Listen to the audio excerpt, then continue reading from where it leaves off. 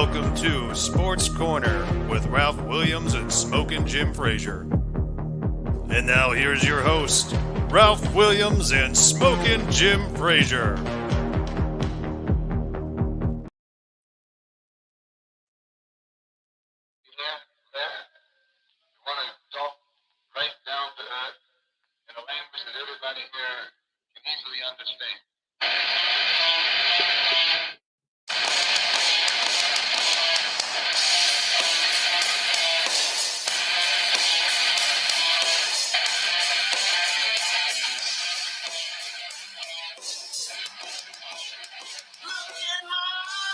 Oh, yeah, what do you see? The cult of personality. And guess what? We got a personality today.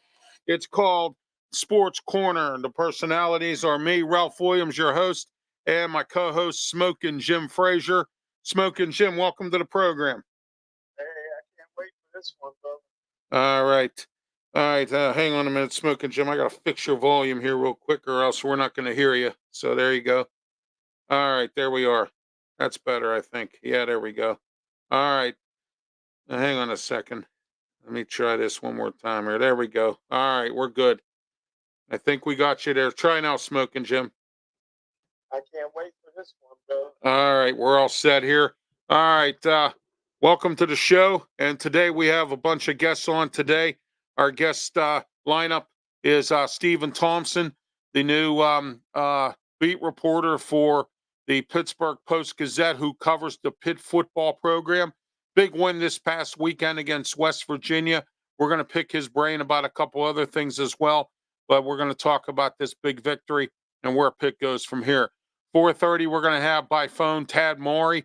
Tad will be talking with us about high school football. He works for the Trib now. He's a color analyst for the Trib and their high school football network.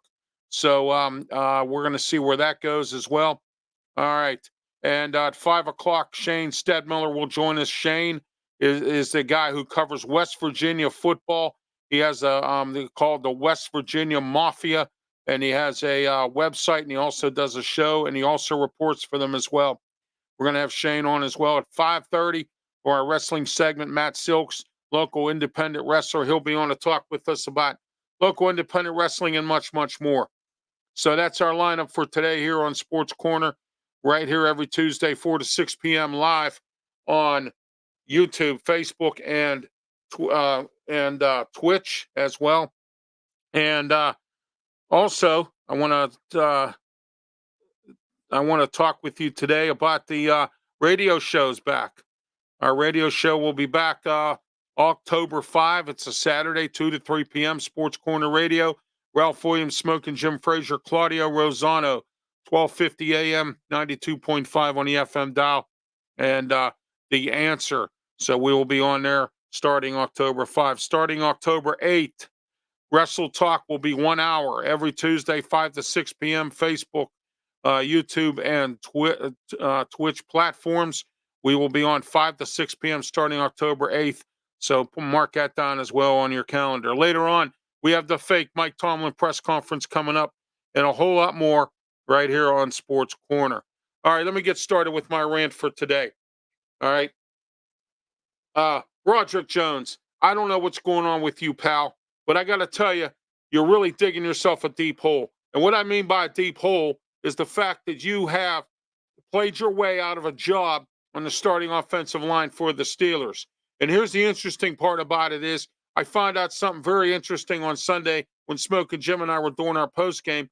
I got it from a reliable source that you came into training camp with a bad attitude, unenthusiastic, didn't want to do what you needed to do, came in with a lethargic attitude, and that's why you're not starting and playing right now. Broderick Jones, you better fix up your attitude or you're going to be shipped out like the rest of the number one picks that were busts for the Pittsburgh Steelers.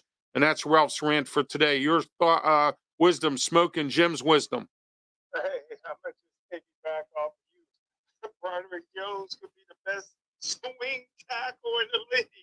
I think he should learn guard and tight end too. We got a swinger. Hey, can he be the backup long snapper? The one thing we know for sure, Ralph, is he'll never be able to beat out all pro Dan Moore. Oh, absolutely. Yeah. Dan Moore's looking that way, considering the fact that Al Levine calls him open door more. So, I'm not sure that that's really kind of the case there with him, but we'll see. All right. And now we have our first guest today. As we always have a lot of guests on this program. Our first guest today is Stephen Thompson. Steve is the brand new beat reporter for the Pitt Panthers for the Pittsburgh Post Gazette. And Stephen, welcome to the show. Sorry, I got a little late start here trying to get things together here, so I'm trying to get myself together here a little bit, Stephen. But Stephen, tell us a little bit about yourself. I know you're the new beat reporter for the Post Gazette for Pitt football. Your thoughts on this week's game? I know they won. That's about the good thing. Smokin' Jim, say hello to Stephen. Hey, what's happening, Steve?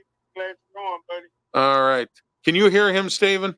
Yes, I sure can. A little faint, Okay, but good. I just want to make sure you can hear Smokin' Jim. Okay.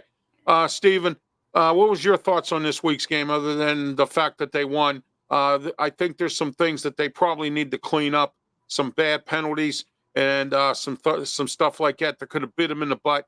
They could have lost this game, but they ended up pulling it out at the end like they did against Cincinnati. Stephen, tell us a little bit about this.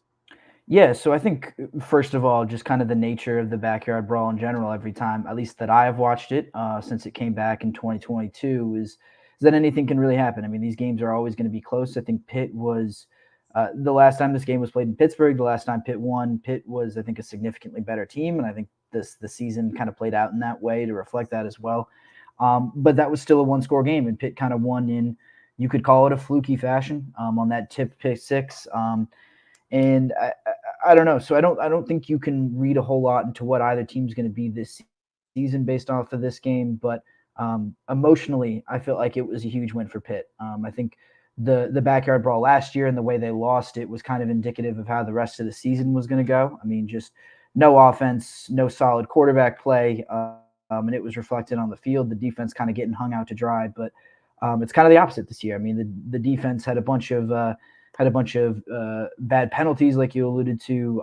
They were getting kind of run over at certain points, but the offense bailed them out. The offense was able to keep pace, and that's the biggest difference this year for Pitt, is being able to score enough to make any deficit not that big a deal and something that they can come back from. You saw that against Cincinnati the week before. So I think this win, first of all, spoke to this team's resilience. I think it spoke to how true what we heard about Cade Bell, the new offensive coordinator, what he was able to do. It seemed like his ability to move quickly, to create explosive plays, that was not all hype. That was real. And he's able to do it at this level of college football. But I think more than anything, this is the end result of the game. So Pitt winning that game, Pitt being 3-0 going into a game against FCS Youngstown State, and then a bye week before they start ACC play. I think that's my biggest takeaway, is that this Pitt team is in a position that they haven't been in a while. They have a chance to be undefeated going into ACC play if they can take care of business this weekend. There is a ton of momentum behind this team right now. It's delicate, but there's a lot of momentum, and that can't be scoffed at, even if you don't think that West Virginia and Cincinnati are necessarily that strong a competition. Oh, well, okay. All right. Stephen, hang on a sec. I got to do something here. Sorry. You're all good. Okay. Okay. Can you hear? Yeah. All right. Never mind. I was doing something here and I lost track of what I was doing.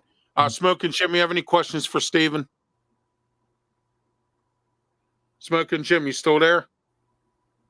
Hey, sorry about that, bro. Hey, Stephen, how good is linebacker Cal Lewis?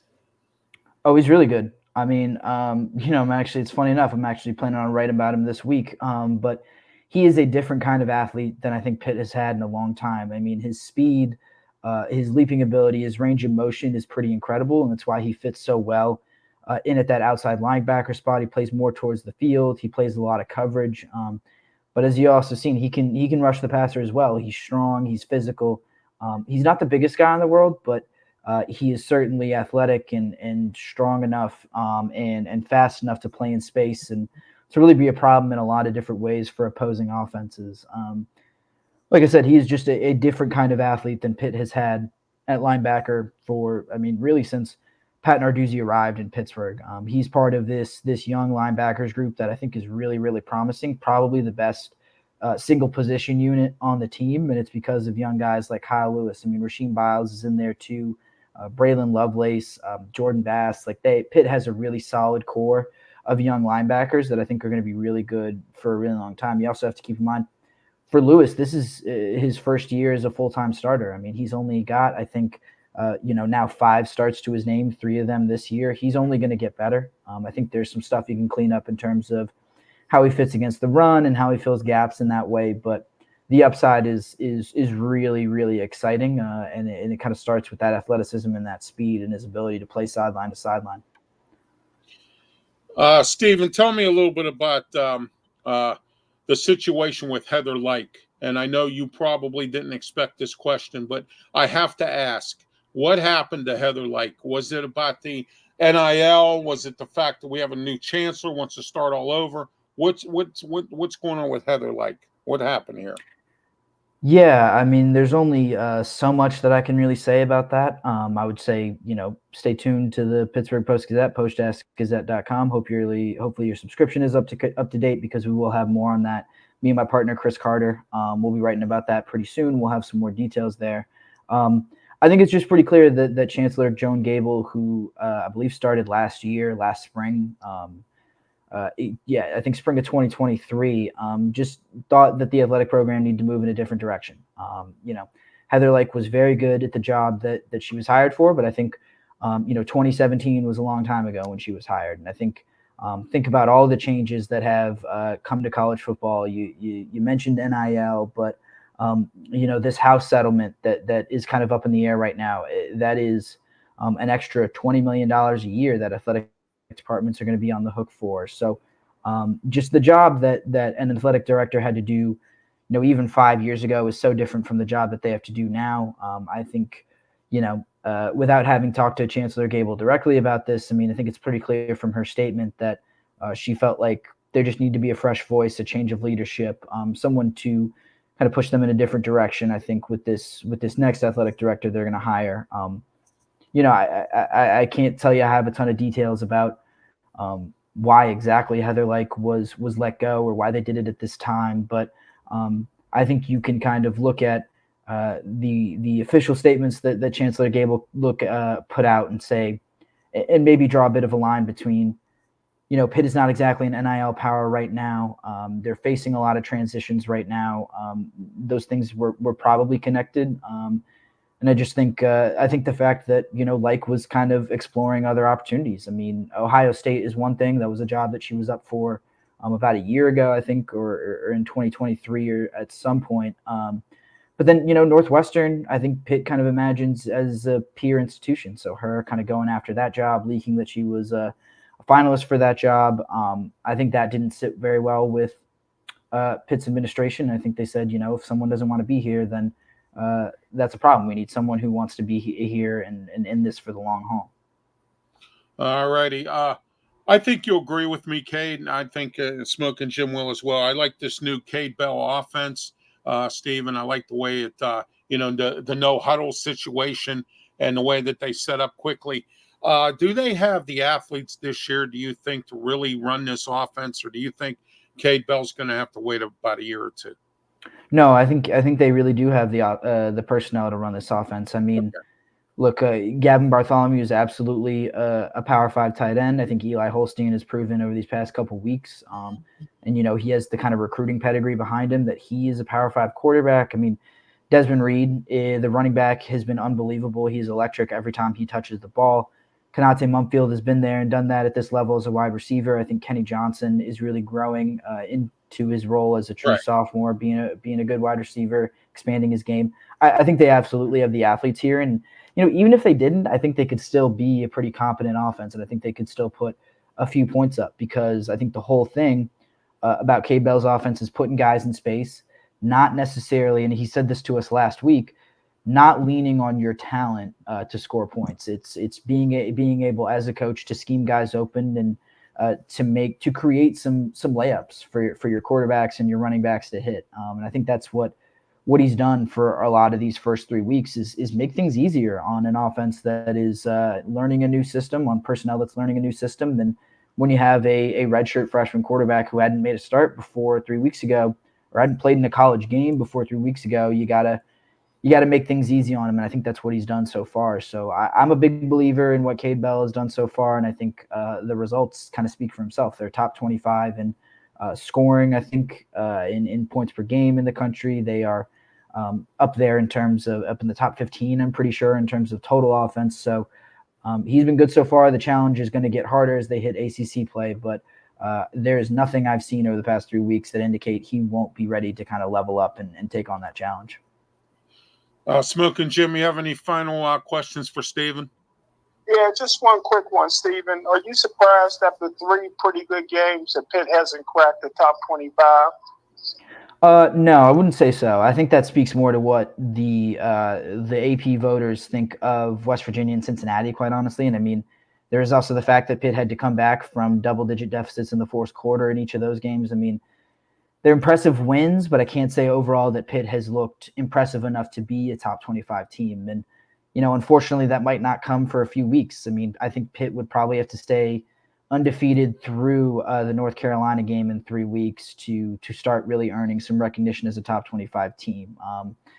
You know, there's that's certainly possible. I think Pitt, you know, obviously going to be heavily favored against Youngstown State this weekend. They got a bye week, and then North Carolina is a big challenge. They're hitting the road. They've actually Pitt as a program never won in Chapel Hill, North Carolina. So that's going to be a big challenge. But I think if they can get there, if they can win their next 2 games, then they'll start really garnering some much deserved top 25 hype.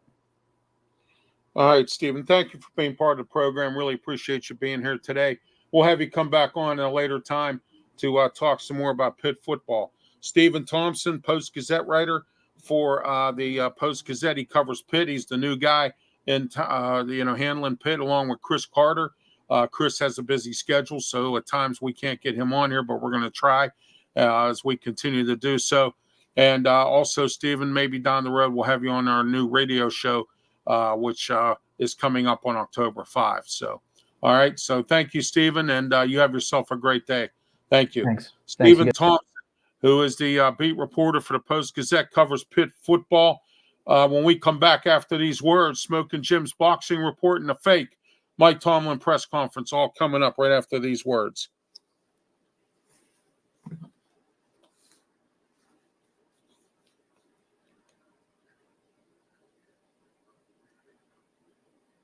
Do you need insurance?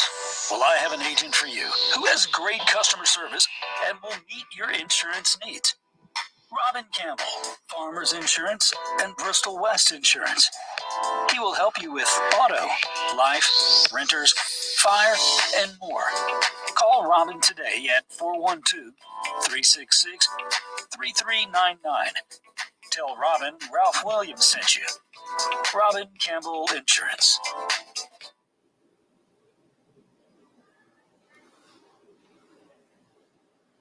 Do you have a vehicle that just doesn't work for your handicapped needs? Well, I have the solution for you. Keystone Coachworks. Keystone Coachworks is Western Pennsylvania's oldest and premier adaptive equipment provider. They have the best selection in wheelchair-accessible vans. Located in Bethel Park on Route 88. Call them at 412-833-1900. Ask for Don. Tell Don Ralph Williams sent you. All right, we're back here at the Sports Corner. Ralph Williams, Smokin' Jim Frazier. And we just had Stephen Thompson on, Smokin' Jim, to talk about the Pitt Panthers. Your thoughts on the Pitt Panther football team? I tell you what, man, exciting brand of ball. Winning is contagious, man. When you win, you're 3-0, you practice better, you practice harder, you're more enthusiastic. In the community, everybody's patting you on the back, man. So you want to fight to keep that winning streak going. So I think it's all positive, man. That little running back Pitt has, Reed. He's a little dude, man, but I tell you what, he's dynamite. Whether he's running the ball, catching the ball, the quarterback is putting up some record numbers for a freshman. So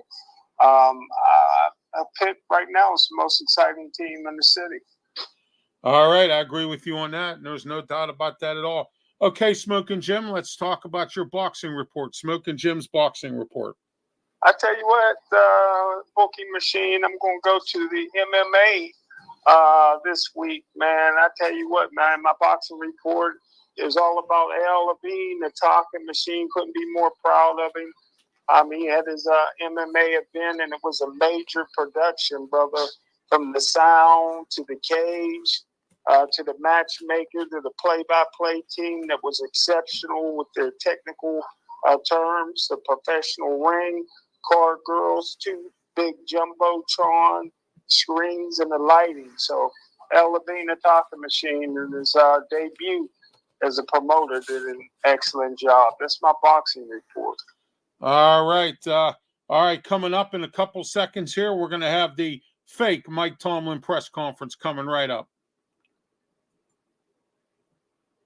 And now the fake Mike Tomlin press conference.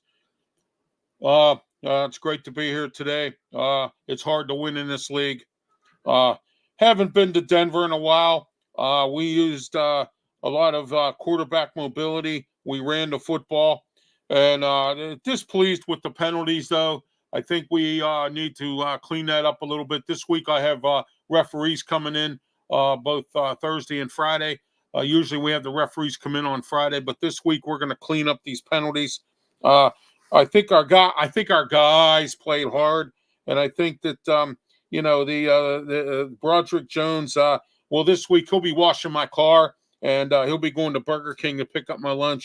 So I just want to let everyone know about Broderick Jones. That's what he'll be doing this week. We're getting to know the guys a little bit better. Justin Fields will continue as our quarterback until Russ is ready. We're going to let participation be our guide. I'll take all questions. Go ahead, the man here with the Kango hat. Go ahead. Well, Coach, you got a swing tackle on Broderick Jones. You think maybe you could bring in Chubby Checker to help him do the twist? I don't know about Chubby Checker there, sir, but I'll tell you what, we will bring in. We're going to try to bring in a couple guys to offset some competition here. In case Broderick lays an egg, I think we're going to basically bring him in, or some other kind of guy in to see what's happening there as well. So, but anyway. All right, everybody, hang on a second here. Oh, all right. Oh, never mind. Well, all right, my phone was ringing there. Sorry. That was a bill collector. So anyway, the bill collector won't go away. There we go. So, but anyhow, the bill collector won't go away. So there you go. But anyhow, what I wanted to say was that, we had a wonderful game here. I think that the guys did a lot of great things. And like I said, we just basically need to clean up some of these penalties. And, I believe that we can, take it from there and go where we need to go with this. And we're going to try to do everything we can to win this week. We're at home against the LA Chargers, which will be a very tough game against a guy who, so. All right. Thank you very much. So. All right.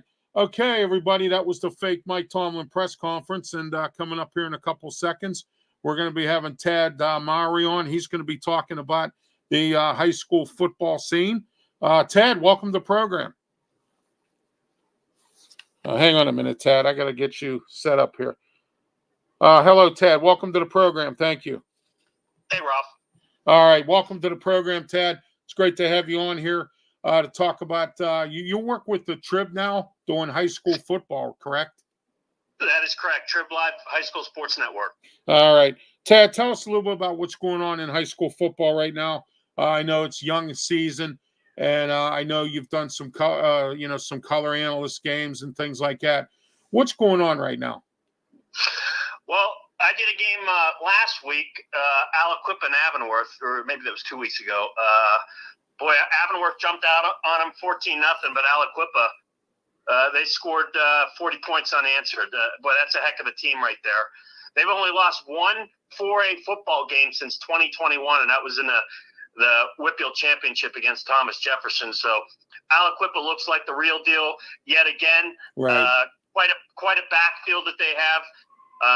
Tyke Hayes, a senior, the 10th all-time leading rusher in Whitfield history. He's a Penn State recruit, and they have a a Central Catholic transfer, Senior Brooks, who's a sophomore, who was really impressive. But Aliquippa looks like the real deal again this year. And a lot of the same teams, Ralph. You have North Allegheny, number 1 in 6A right now. Peters Township, number 1 in 5A. As I said, Aliquippa, number 1 in 4A. But 4A's loaded. Montour's 3-0 at number 2. Thomas Jefferson's 4-0 at number 3. So Aliquippa could have a fight on their hands for a three-peat at the 4A level. All right. Amani Christian. I'm sorry. Go ahead, Tad. Go ahead. Amani Christian is 4-0. They're number 1 in 3A. Seton LaSalle, number 1 in 2A. And right now, Fort Cherry, number 1 in Class A. All right. Smokin' Jim, say hello to Tad. Hey, Ted, how you doing? Great information, man. Smokin' Jim, nice to be on with you again. Oh, man. I tell you, man, I seen the Amani Christian Academy play a couple of times, and I tell you what, they're the real deal. The question mark coming into the season was whether their quarterback could live up to his billing. And so far, he's done more than just that. He throws the football and run, and they got D1 players all over the place.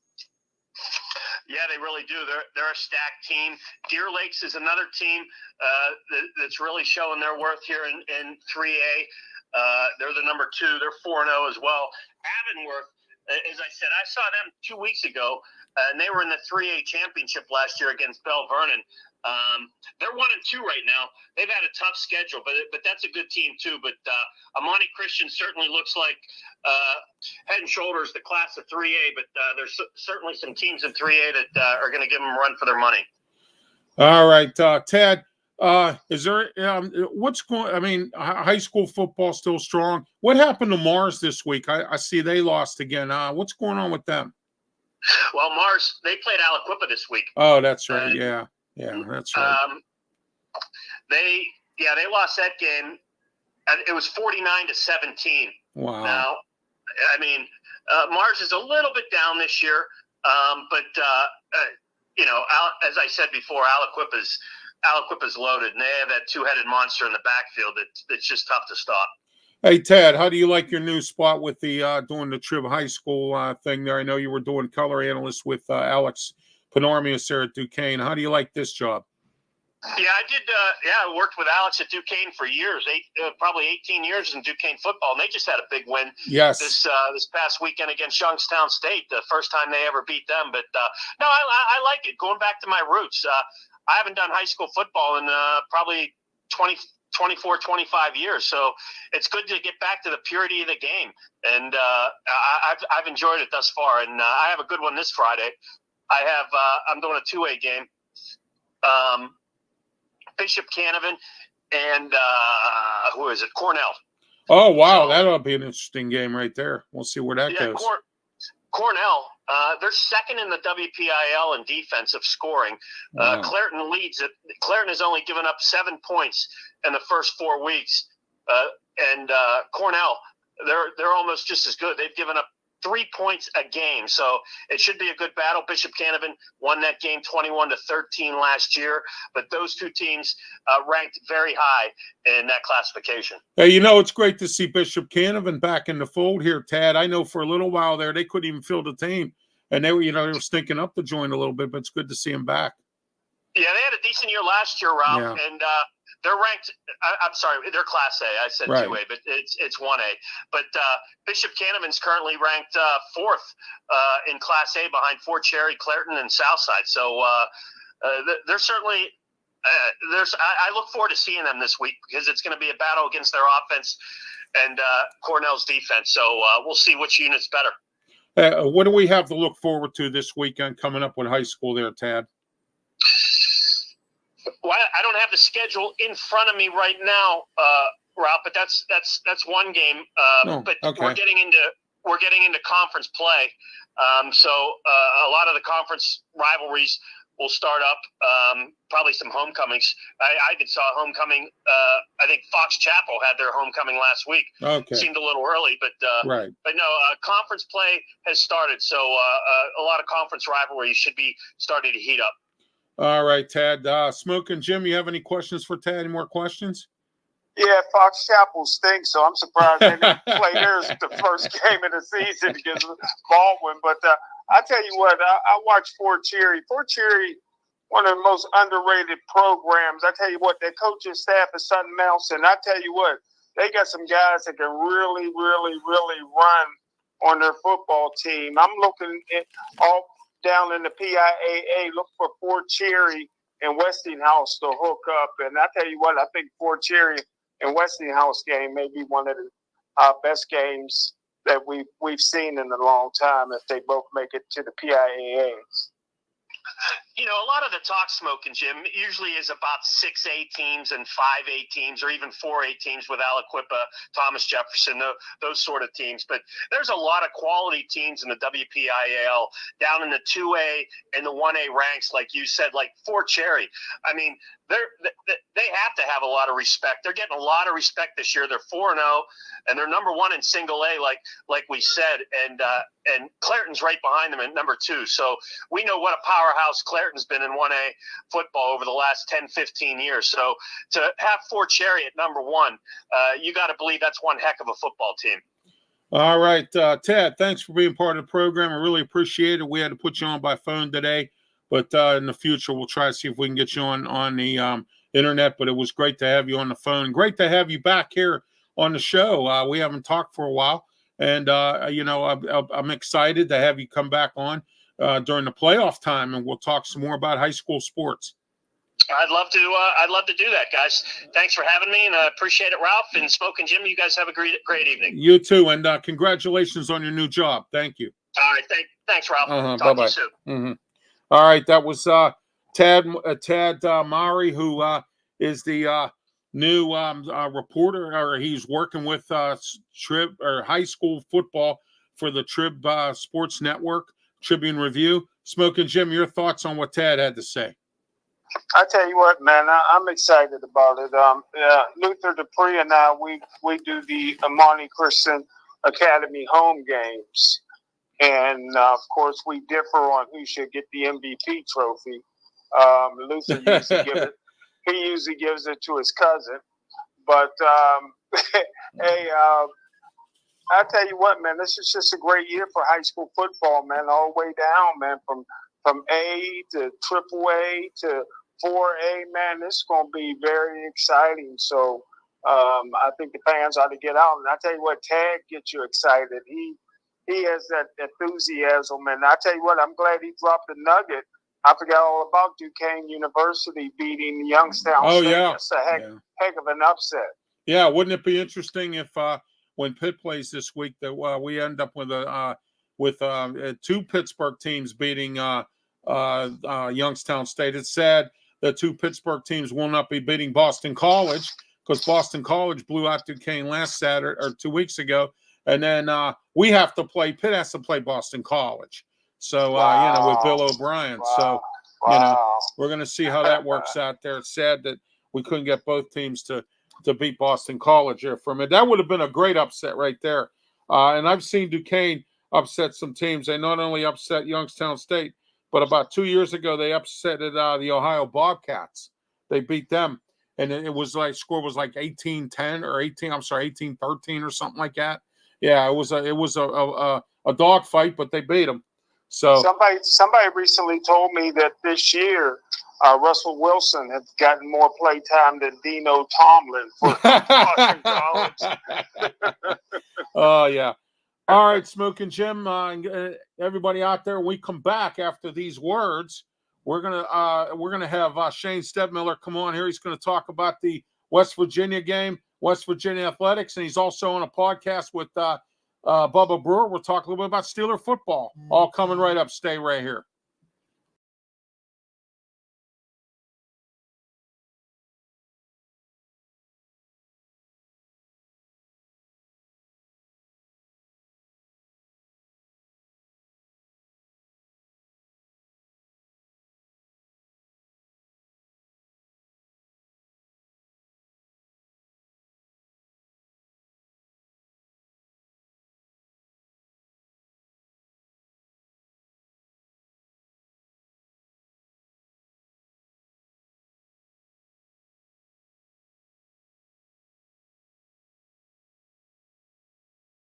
I'm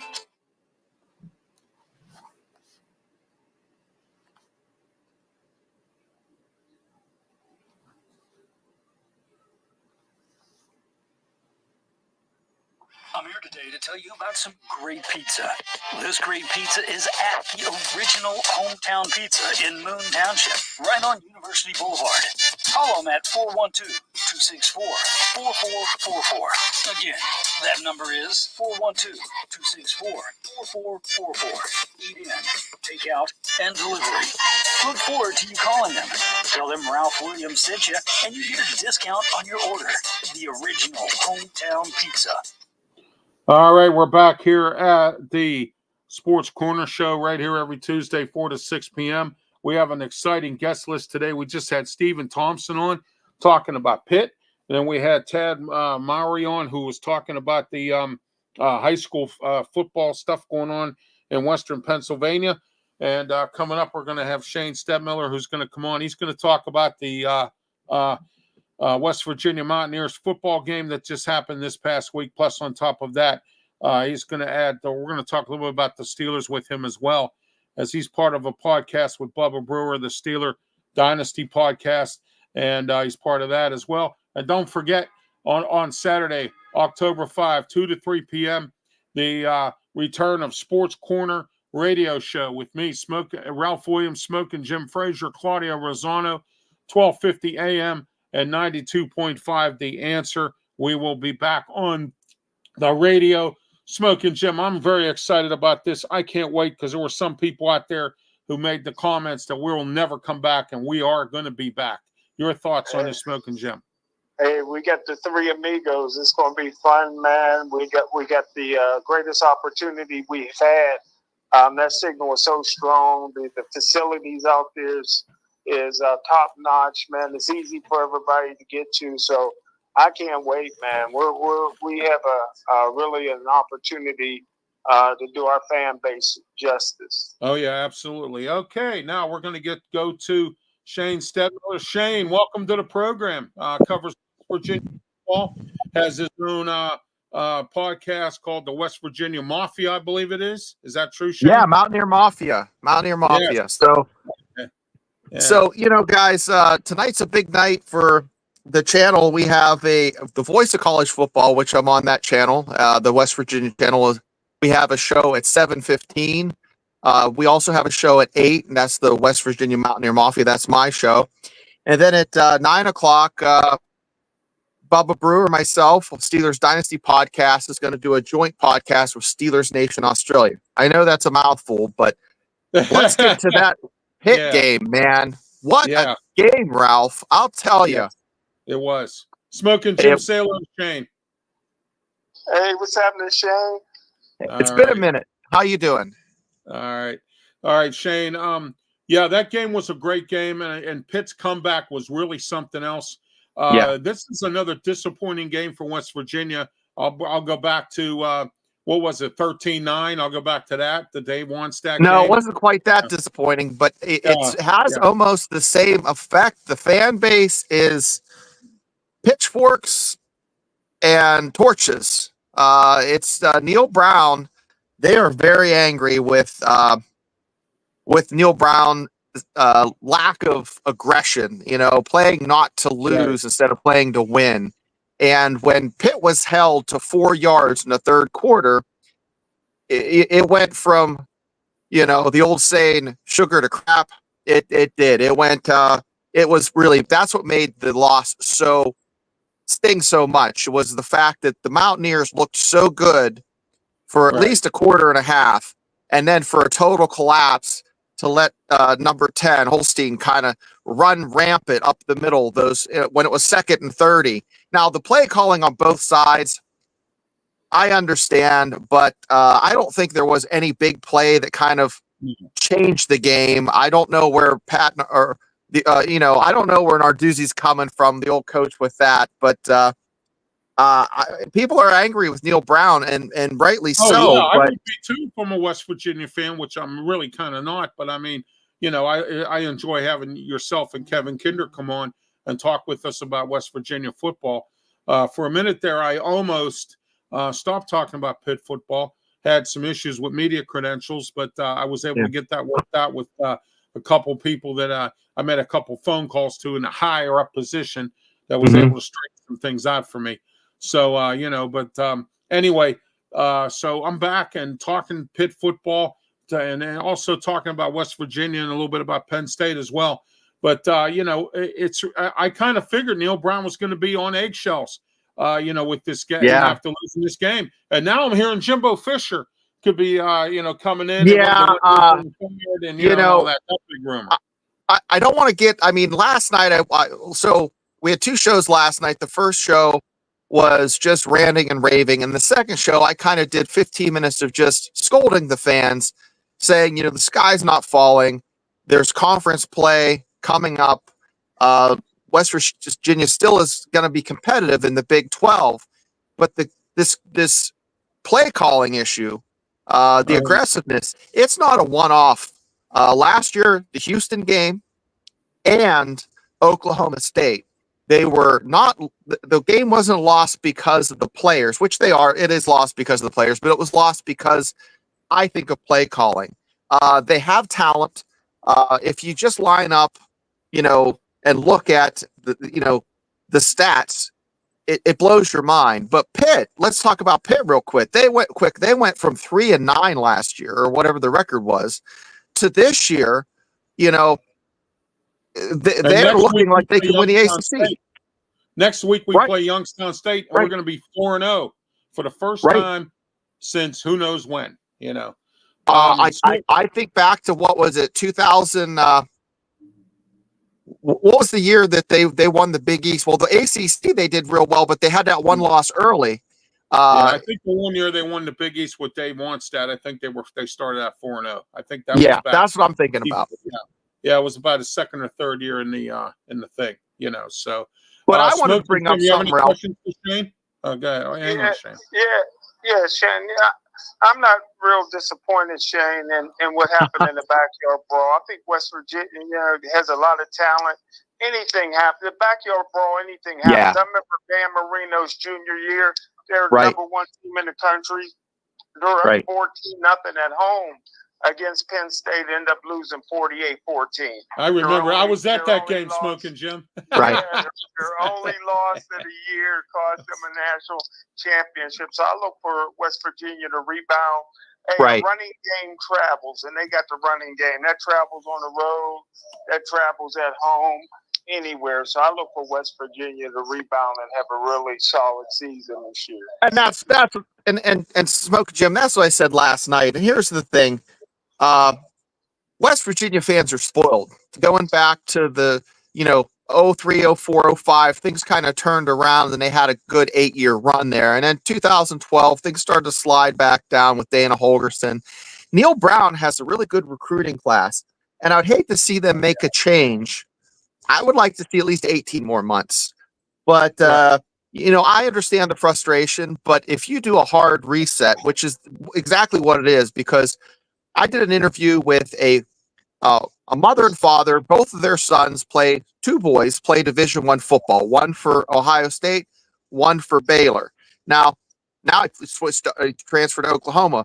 But the one thing, gentlemen, that they said made the biggest difference in their decision on what program, it wasn't facilities, it wasn't the NIL itself, the money, it was stability. Stability of the coaching staff was paramount for them making a decision.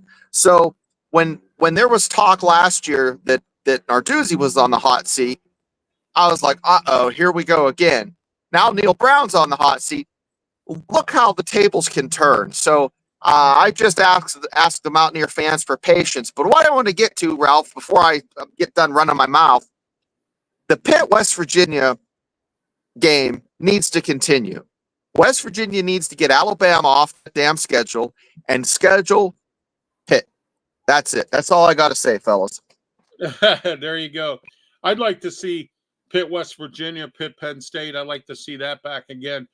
Back in the old days when we played both teams and you know, and things like that. That's what I would like to see happen. But I guess scheduling and whatnot sometimes plays a vital role in that. But we all know about the Pitt-Penn State thing with Joe Paterno and all that stuff. We all know about that already. All right, Shane, while you're here, let's talk a little bit about the Steelers.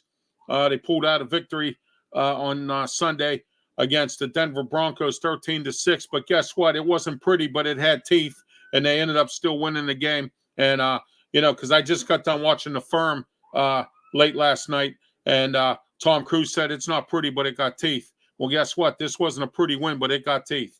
So I mean, and I've also said it's better to be lucky than good. The Steelers once again too many pre-snap penalties. Roderick Jones 3-1 series. Just anything any mistake that could have happened, what could have happened did happen, but they still were able to pull the game out. Justin Fields used his feet. The running game was solid. Your thoughts on this game? Everybody's saying pull the game out. It was ugly, but it was tactical. It was almost like it was the pattern for the past couple games. It's the method to their madness. Now, I'm a Steelers fan, but I'm passionate and crazy about the Mountaineers, but I'm a little bit more cerebral when it comes to Steelers. I'm not going to just knee-jerk react like Bubba does. Right. That's why I'm on his podcast, because he's emotional. I have the Steelers going only getting 9 wins, and everybody's hating me for it. But listen, the Steelers aren't sexy, but they're sturdy. And if they could just get a little bit more offense and we saw the Steelers' first passing touchdown for Fields. Right. Yeah. But, Pittsburgh fans, I'm going to give you a little bit of heat, okay? I grew up in Western Pennsylvania from Indiana, PA, and I can say this. Pittsburgh folks, Western Pennsylvania folks, they'll go to a wedding and they'll sit there while they're at the cookie table complaining about the cookies. Aunt Edna's Tassies are better, or these maple nut rolls have a little bit too much. Listen, guys, that's where we're at. You're complaining about a victory. It's like complaining about cookies at a cookie table at a wedding, guys. Yeah, or complaining the steak's too tough, but you got the steak for free. Free steak. At the food bank or whatever, because, the food bank. Yeah. Ralph, in November, who's going to give 2 craps if the Steelers win by 13-12, or if it's 7-6? I'll tell you what, this guy's not going to be upset. Oh, no, not at all. I don't think so. And you know what? I'll take anything I can get. I remember when that one year that we went to the playoffs and we squeaked it out against the Jets. Bill Cowher was the coach at the time. We squeaked that one wild card game out. The whole season we squeaked games out. We didn't win pretty. And, it's been like that for a little bit now. And, it's probably going to continue to happen based on what we have. But once Justin Fields gets acclimated, I don't see Russell Wilson coming back anytime soon.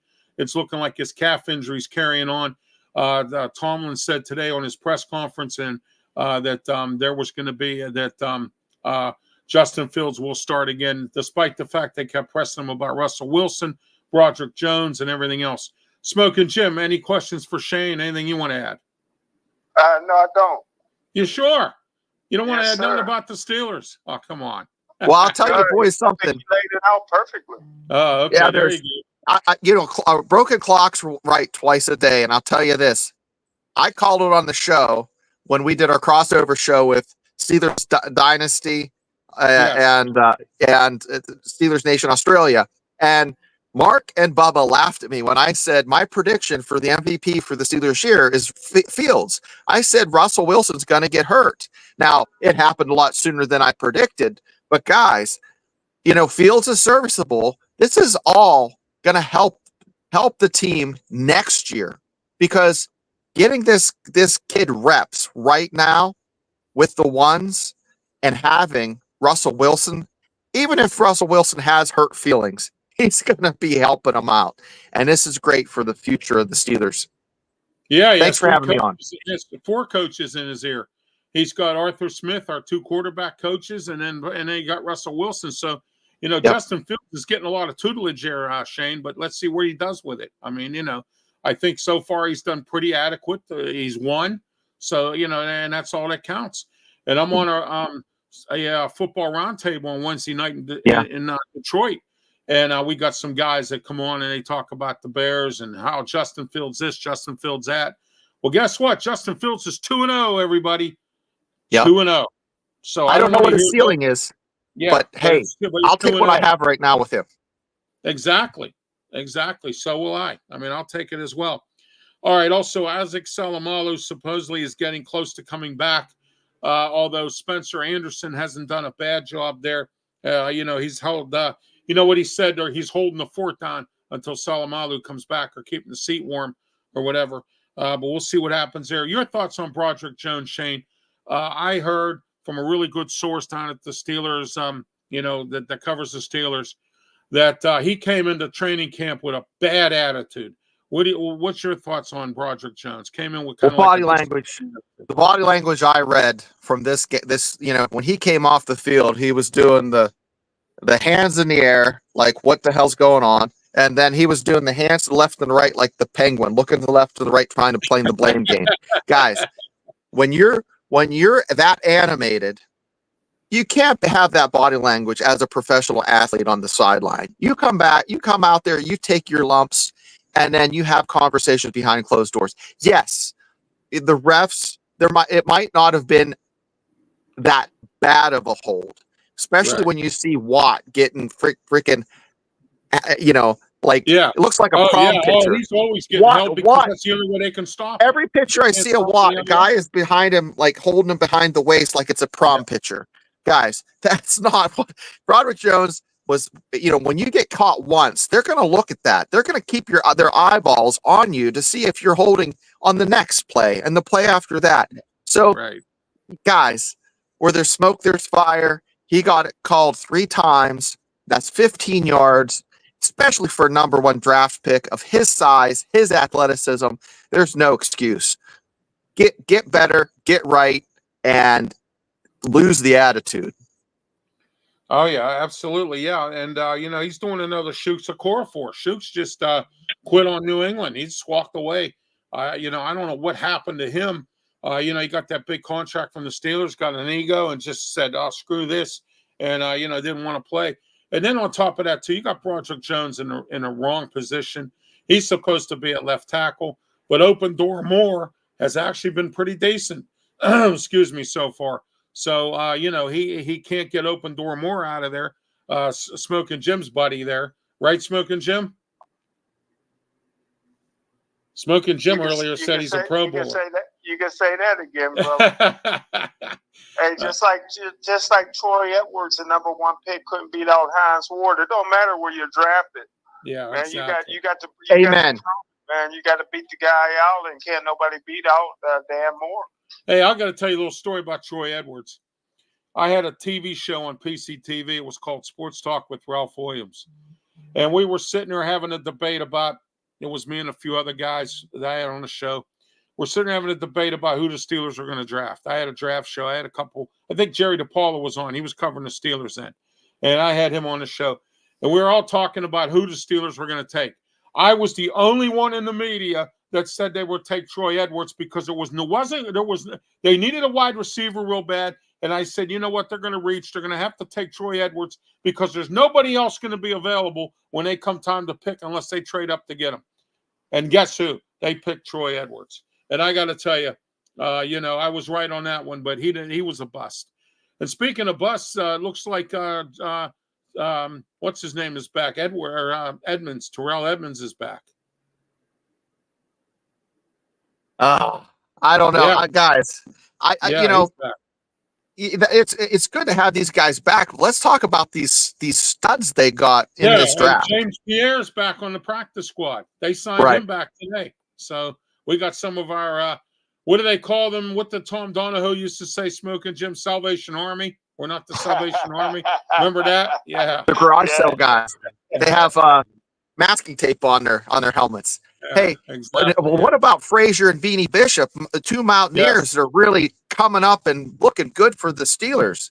Hey, Beanie Bishop's looking really good. In fact, he was the talk of the announce team for the game. They were like Beanie Bishop from West. That's all they kept talking about. I was preaching from the I was at the altar praising and just talking all kinds of praise about this young man. And I was so happy when he was when he wasn't drafted and they picked Watt from Texas. I was Right. really, I had hurt feelings. But then they picked him up the next day. They signed him. And I was thinking, you know what? This kid's going to make the team. And for him to get the playing time he has and to show that physicality translated because of his size, I didn't know if that was going to translate. And him, the way he plays through the ball, that wasn't called in the Big 12, but I thought, oh my gosh, that might get called in the NFL. And I'm so happy to see him be able to make that step and be a stud for the Steelers. And Zach Frazier, there's no explanation needed. He was a stud from day one. You knew what he was getting. You were getting with him. So did Tomlin. Absolutely. Yep, absolutely. This Shane is brought to you today by Draft Nation, draftnation.com. They're in Indianapolis now, in Indiana. They're also in Carolina, draftnation.com.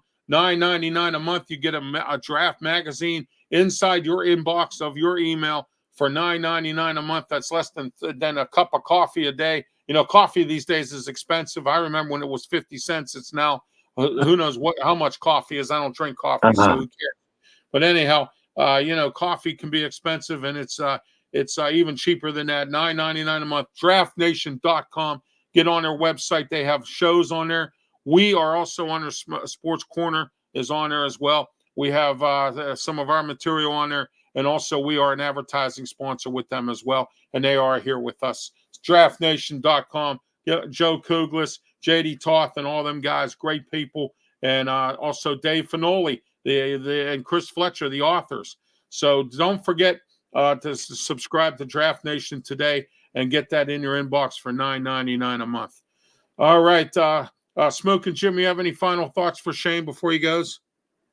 No, I tell you what, man, Shane got me pumped up over here because I'm a big Zach Frazier fan, and I said early on in training camp that Bishop, Beanie Bishop, when he gets in there, he should just say, hey, this is my position now, and act like it, because that's what Darren Perry did. He was a low draft choice, and once he got in there as a rookie from game one, he kept the position. So I really like the way Beanie plays. I would like to see him return punts. People don't know he's a real good punt returner, and the Pittsburgh Steelers need a punt returner because Calvin Austin can't get it done. He has no vision. Yeah, he's laying an egg there, Smokin' Jim. I agree with you on that with Austin, and also don't forget about supposedly that Cordell Patterson was supposed to be some kind of big veteran presence there, and he's done nothing. So, I mean, you know, and but anyway, Shane, thank you for being part of the program. Really appreciate it. We got to play the LA Chargers this week. Yep. Guess who their offensive coordinator is? Greg Roman, former Stanford head coach and Baltimore Ravens offensive coordinator. They run the ball like we do. It's going to be as Jim Ross would say in wrestling, it's going to be a slobber knocker this week. Over at Acrisure Stadium. So we'll see what goes on there. Shane, thank you so much for being part of the program. Appreciate it. Thank you. Tonight, 9 o'clock, Steelers Dynasty podcast and Steelers Nation Australia are going to be doing shows. So I'll be watching tonight, and I hope everyone that's watching the program today will be watching as well. Thank you for all that, Shane. Thank you, Tell boys. hello. Have a great one. Thank you. Take care. Bye-bye. All right. That's Shane Steadmiller, who covers West Virginia football. And he's also on a podcast, which will be on tonight at 9 o'clock, called Steelers Dynasty Podcast with Bubba Brewer, the wrestling promoter of Allied Powers Wrestling Federation. Speaking of wrestling, our guest is on a little early, but we have some bills we got to pay, so let's pay those. Smokin' Jim, your thoughts on Shane real quick before we pay our bills. I tell you what, man, the guy is excited about his Mountaineers, and he should be. They've been really good over the last 3-4 decades, and I think they're going to be end up with a good season this year as well. All right, and also we're in the Mata Heating and Air Conditioning Studio, 724-201-0500. Call Mata Heating and Air Conditioning today for all your heating and cooling needs. Don't forget they also do UV lighting. Hey, if you don't want your house to get robbed and you have a home and you need all the lighting you can get, call them today. UV lighting, snow melt coming up this winter. Mauda Heating and Air Conditioning. Call them today at 724-201-0500. Mauda Heating and Air Conditioning. You ought to call Mauda. There we are. There's Mauda's advertisement there. Mauda Heating and Air Conditioning. Give them a call today. A new degree of comfort, and they will make your life comfortable as well. All right, when we come back after these words, Matt Silks, independent local wrestler here in the Western Pennsylvania area. We're going to talk to him, and we got WWE news and also AEW and a bunch more coming right up right after these words.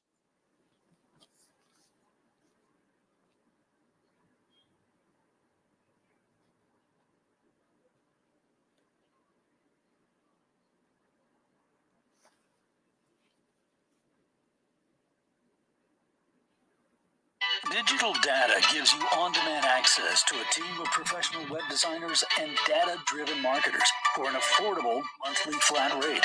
Discover your website's earning potential today. At Digital Data, our goal is to provide small businesses with the tools and services they need to be successful online by utilizing our team's deep knowledge and experience.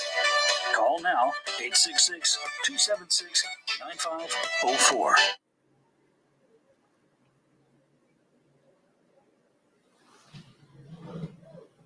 Auto repair can be expensive, and sometimes shops rip you off.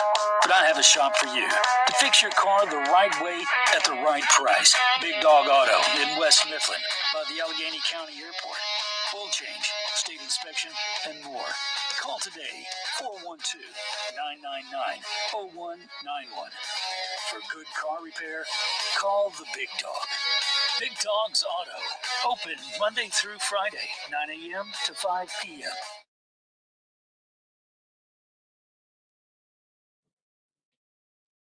Do you need flowers for a wedding anniversary, funeral, or for your sweetheart? Call Alex's Flowers today, 412-661-6071. Alex's Flowers is a full-service florist specializing in a variety of flowers, plants, balloons, fruit, bunch, gourmet, and plush. 30 years in the flower business, Alex has the right flowers for you. Also online at alexsflowers.com. All right, we're back here, Sports Corner Show, and we have our wrestling segment coming up today. It's going to be extended a little bit. Our guest is on a little early, which is great for us, and also for those of you, all of our guests we've gone through. We'll talk some more sports maybe next week, but just Bon Journey. I don't want to forget about my friends at Bon Journey. This Saturday, 8 p.m., Jurgles Rhythm and Brew out in Warrendale, right on Brush Creek Road. I used to DJ there years ago, and I've gone to a few Bon Journey shows. I was there for Charlie Daniels. Let me say this now. If you're going to go to this show, you better show up early. I'm talking 2 hours, 3 hours early. Get a table, get in there, sit down, and you can enjoy the show and order some food because it's a standing room only place, which means if you don't get in there early and get a table, you're screwed and you have to stand through the whole show. I'm handicapped in a wheelchair. My wife is partially disabled as well. So for us, it's not, we get there early, get a table. That way we're not looking over people's heads and things like that. So make sure that you get there early at Jurgles in Warrendale this Saturday, 8 p.m. start time. Bon Journey, Bon Jovi Journey Tribute Band, one of the best friends of the show here. It's always my pleasure to promote their events, Bon Journey. Don't forget about them. And we're in the Mauda Heating and Air Conditioning Studios, 724-201-0500. Mauda Heating and Air Conditioning. Okay, one other sponsor of our show here is Allied Powers Wrestling. They have a show coming up October 26th at the Castle in Johnstown. I will not be there. My wife is singing in choir for the church on that day, so I will be at church with my wife, and I will not be there. But Smokin Jim will be at this event October 26th at the Castle in Johnstown. It's called Nightmare at the Castle. More details to follow. Also, this Saturday, Firehouse Wrestling, the pros are wrestling. I don't know if you noticed or not, but this group is owned by Daniel Polinsky, who is the father of Corey Graves on WWE, and his son Sam Adonis will be there as well this Saturday. Greensburg Hose Company in Greensburg. Doors open at 6:30, bell time 7:30. If you want to get some tickets, 412-335-26 or 1622. That's 412-335-1622, and any other information that you are interested in as well for that. And don't forget, coming up October 8th, we will be going 1 hour Wrestle Talk with me, Ralph Williams, Smokin' Jim Frazier, starting Tuesday, October 8th. We will go 5 to 6 p.m. every single Tuesday. We will expanding our wrestling knowledge throughout the time as well. And please do not forget, and I'm going to keep on shoving it into everybody here, and I know you're probably tired of hearing it, but no, you shouldn't be. October 5, Saturday, 2 to 3 p.m., the return of Sports Corner radio show on 1250 AM, 92.5 FM, The Answer. And we welcome all your comments and opinions as well. This is a recorded show. We will not be taking any calls. So that is unfortunate, but you know what? We're back on the radio, Smokin' Jim, and that's all that counts. Your thoughts, Smokin' Jim Frazier? Smokin' Jim? I tell you what, man, I was listening to you like I was a fan, brother. Yeah, I can't wait, man. I've been looking forward to an opportunity like this, man. It's a great opportunity. The three amigos will be there. Ralph Williams and Claudio Rosano comes with a huge fan base, and what a strong station with 1250 to answer and 92.5. You can hear it almost anywhere, and it's very clear. Oh, yeah, absolutely. All right, let's get to our guest here. So we're going to get started with Wrestle Talk since we went through our other guests who came on early as well. Matt Silks. Matt, you're an independent local wrestler here. Welcome to the show. Thank you for having me, guys. It's a great pleasure and honor. I've heard nothing but great things about you guys. Congratulations on getting your show back on the radio there. That's incredible. I'm really excited to be here. If I had extra time, Matt, which we don't, unfortunately, they barely were able to slide us in on this slot. If I had enough time, we could add an extra hour. We'd have wrestling going on. We'd be talking wrestling, because I did that when we were on the last radio station. So, it was a nice thing. But we're going to carry it on here. We're going to expand to 1 hour starting October 8th, and I think it's going to be a really interesting as we expand. We're also going to expand into our independent wrestling. We're already sponsors for the Pros of Wrestling. I'm working with you on getting us involved with your. You have a wrestling academy, right, Matt? Yes, sir. The Mifflin County Wrestling Academy in Lewistown, PA. All right. Why don't you tell us a little bit about your wrestling academy?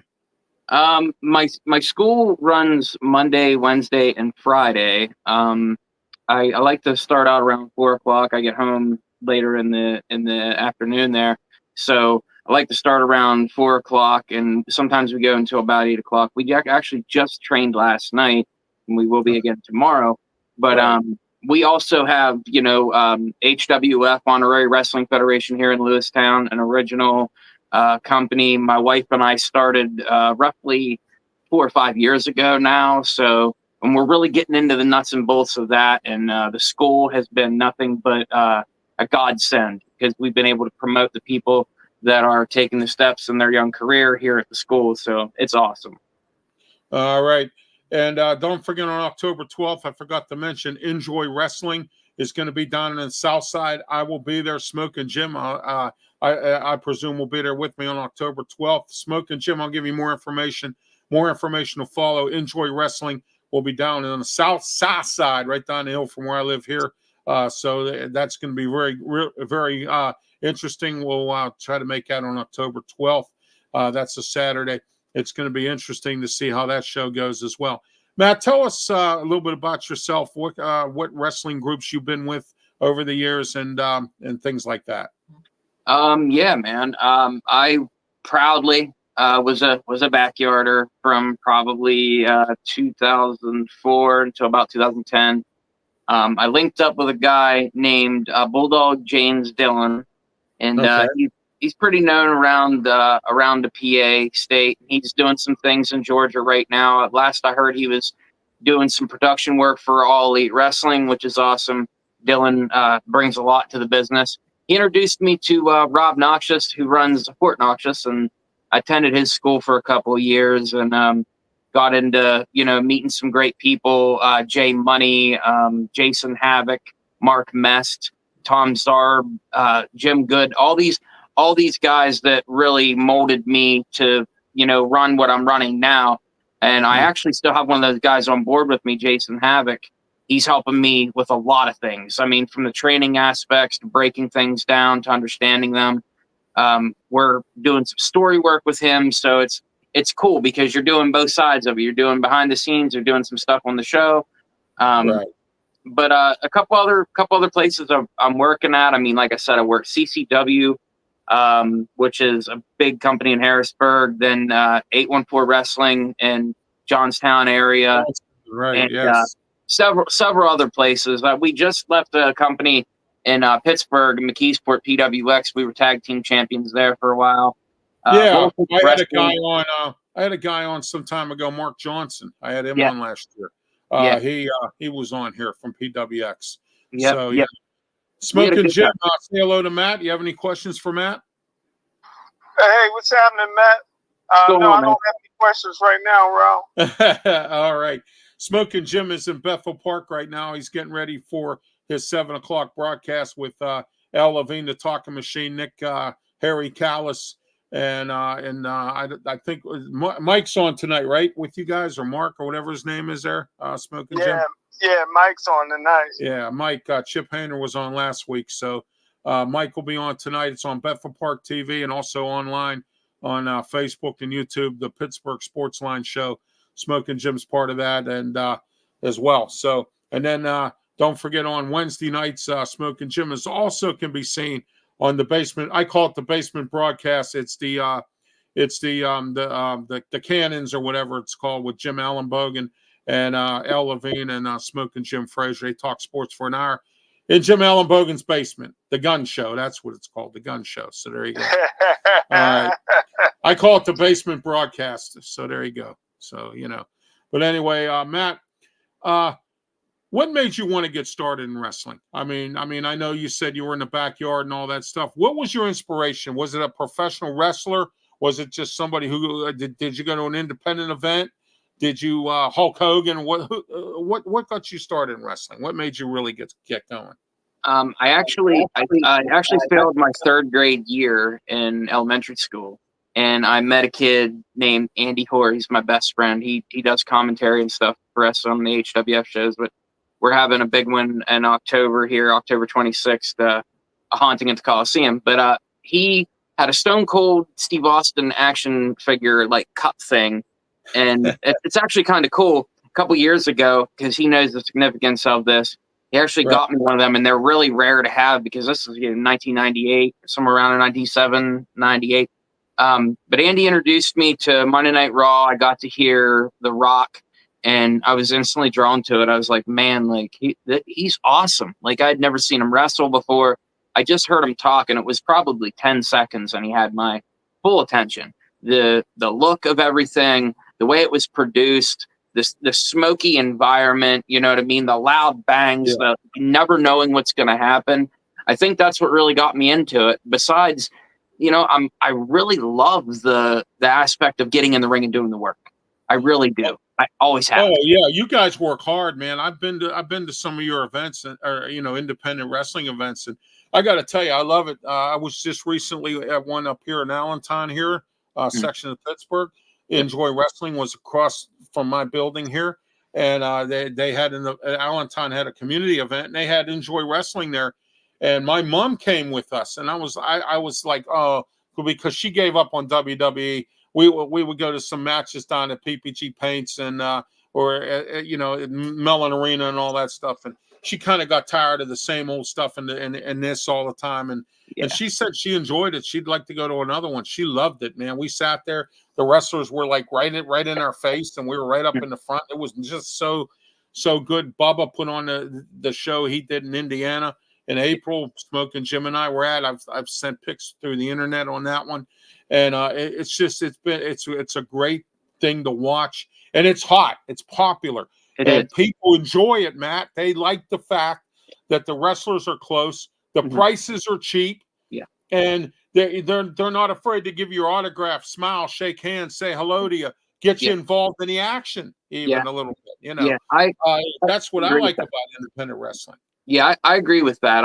I think another part of it that really is like compelling to me about independent wrestling, and it doesn't matter which company. Like you said, you've been to a couple, and it's almost that feeling like you've been to one, you've been to like 10. You know what I mean? Especially with some of the talent that's on the card. We definitely got to get you guys some comp tickets. Come down here to HWF. I think you guys would enjoy that. I really do. Yeah. How far of a drive is Lewistown from Pittsburgh here? For us, it was a couple hours. I do believe it was on the upward of 3-hour drive. So yeah. Oh, okay. We would definitely make it worth your time if you were able to make it. No. If I can get there, I'll be there. I got a new wheelchair accessible van, so I'll be there with my scooter and ready to roll now. So you know. I think another thing about the independents is like you know, you go to watch. My trainer says all the time, you go to TV if you want to watch the greatest wrestling that you can hold spot for spot, you know. But the independents, a lot of those guys that are on TV right now, they had to go this route. They had to take the same route that I did and the guys with me. And I think that there's a certain trust in that, but it's also, it's a smaller feeling, and it's more like, I don't know. It's so more intimate. You know what I mean? Yeah, and it is. Exactly. There's always been something about that's been like kind of romantic to me. And bringing back our HWF shows here, I wanted to have that feeling of like, you know, anything could happen, and you have this mix of different things, so it appeals to different people. But at the same time, I wanted that feeling like, man, I'm excited. I'm in a wrestling show. I haven't even seen a match yet, and that's just the way it is. Some are better than others. But at the same time, everybody more than others. Oh yeah, some are better than others. But at the same time, though, that's just our personal preference. You know what I mean? That's what's great about pro wrestling. Oh yeah. Smokin' Jim, you have anything you want to add, or any questions, or anything? Smokin' Jim, you there? No, I don't. But I'm enjoying the conversations. All right, yeah. He's at a bingo match there with some ladies there. I always hear the ladies in the background. I think he's at a bingo parlor there or whatever. So, you know, ever watch the movie Stripes, Matt? When he says we were at the bingo parlor at the YMCA? Yes, sir. Yes, sir. Yeah, I've there seen you it go. time before. Oh yeah, but anyway, so I always everybody picks on Smokin' Jim. So you know, but anyway, and he enjoys it too. So it's fun. It's all about fun. So hey, you love him if you're messing with him, right? Yeah, exactly. That's it. Matt, independent wrestling, as I mentioned before, has picked up and taken off a little bit. And, you know, I've noticed, too, that some guys, like you said, leave independent wrestling, they go to WWE and whatnot. But I see some coming back to it, like Lee Moriarty. I see Matt Cardona, has come back to it. You know, guys who Braun Strowman has even been in the independent until he came back to the WWE. Guys that are like in between wrestling companies and whatnot seem to come back to it as well. And I think they might even enjoy the fact that they can be closer to people than they can when they're with the WWE and everything. Yeah, you know, it's like a more controlled thing. Independent wrestling is not as controlled. I mean, it's controlled, but it's not that controlled. Yeah. I mean, you know, so if you want to know anything about independent wrestling, watch the movie The Wrestler. That'll show you right there. You know, Mickey Rourke was in that. He just turned to 70 years old, I think, this past week, or 72 I think or something. So. Yeah, I think so. Yeah, it was real good in that movie. I enjoyed that one. And Beyond the Mat was even good too, Matt, because I was able to find out exactly some of the behind the scenes. And did you see the documentary called 350? I did. Well, that actually gives you an in-depth look at how long it is you're in wrestling and your family, you know, life and everything. You only get 15 days off throughout the entire year, if that, you know, and you know, so it's a grind, and it's not an easy thing. But if it's something that you enjoy doing, like I enjoy doing this. If I'm on a microphone every day, I'm a happy camper. You know, I love being on a microphone. I went to school to be a DJ, and I just never made it big in this town. I just never did. But now, you know, being in my mid-50s, I'm starting to get back into the thick of things over the last couple of years, and it's become big now. We're getting bigger and bigger. When I go out there, Smokin' Jim and I, you know, they always say, "Hey, you and Smokin' Jim, great show," and you know, or you know, one of my other shows will put the thumbs up and go, "Great show, great talent, great everything you do," and say hello to Smokin' Jim. I was recently at the Grove City Outlet Mall, and I had about 10 or 12 people come up to me. I was sitting out there waiting for my wife and my mom to come out of a store, and I'm sitting there. I got my little dog with me because we take our dog on vacation, and just sitting there relaxing and enjoying the outside. And a bunch of people that saw me come up said, "Hey, tell Smokin' Jim we said hello." Big fan base up in Grove City and whatnot. I've gone up to Erie. We got a fan base up there now. So it's all across the country, Alaska, Texas, California. We're all over the place. Idaho. I got a guy in Idaho that used to be a talk show host here that watches our material. His name's Kevin Miller. So he likes our material. He's in Boise, Idaho, on a station there. So I mean, it's just all across the country, and it's great. It's a good feeling. And even though I probably don't, I make a little chunk of change out of this. I don't make any too much, but it's the enjoyment of being on a microphone that I enjoy this, and I enjoy the independent wrestling circuit. I enjoy talking to you guys, hearing your stories, and having you on this program. And Smokin' Jim and I really enjoy when we have you guys on, because we can't get the big guys. So we might as well, do with the independents. But it's good to be hooked up with a lot of you guys. And PWX, if it wasn't for Mark Johnson, I wouldn't even talk to them, because I asked them to come on and work with me here on this podcast. And they kind of got a little ignorant with me. Oh, we do our own stuff and we don't need you and all that. And then all of a sudden I came across Mark because his mom contracted me to be a DJ at a party. And that's how I got to know his mom, and his mom passed it on to him. And I had him on the show, and now our relationship is better now with PWX since he's been on. So, I mean, so it's a great relationship, and it's great, the hands-on action, and I enjoy every minute of it. And every Saturday, like Bubba Brewer says, every Saturday, Matt, somebody has an event going on. Yeah. No matter where you are in Western Pennsylvania, and they all sell out pretty much.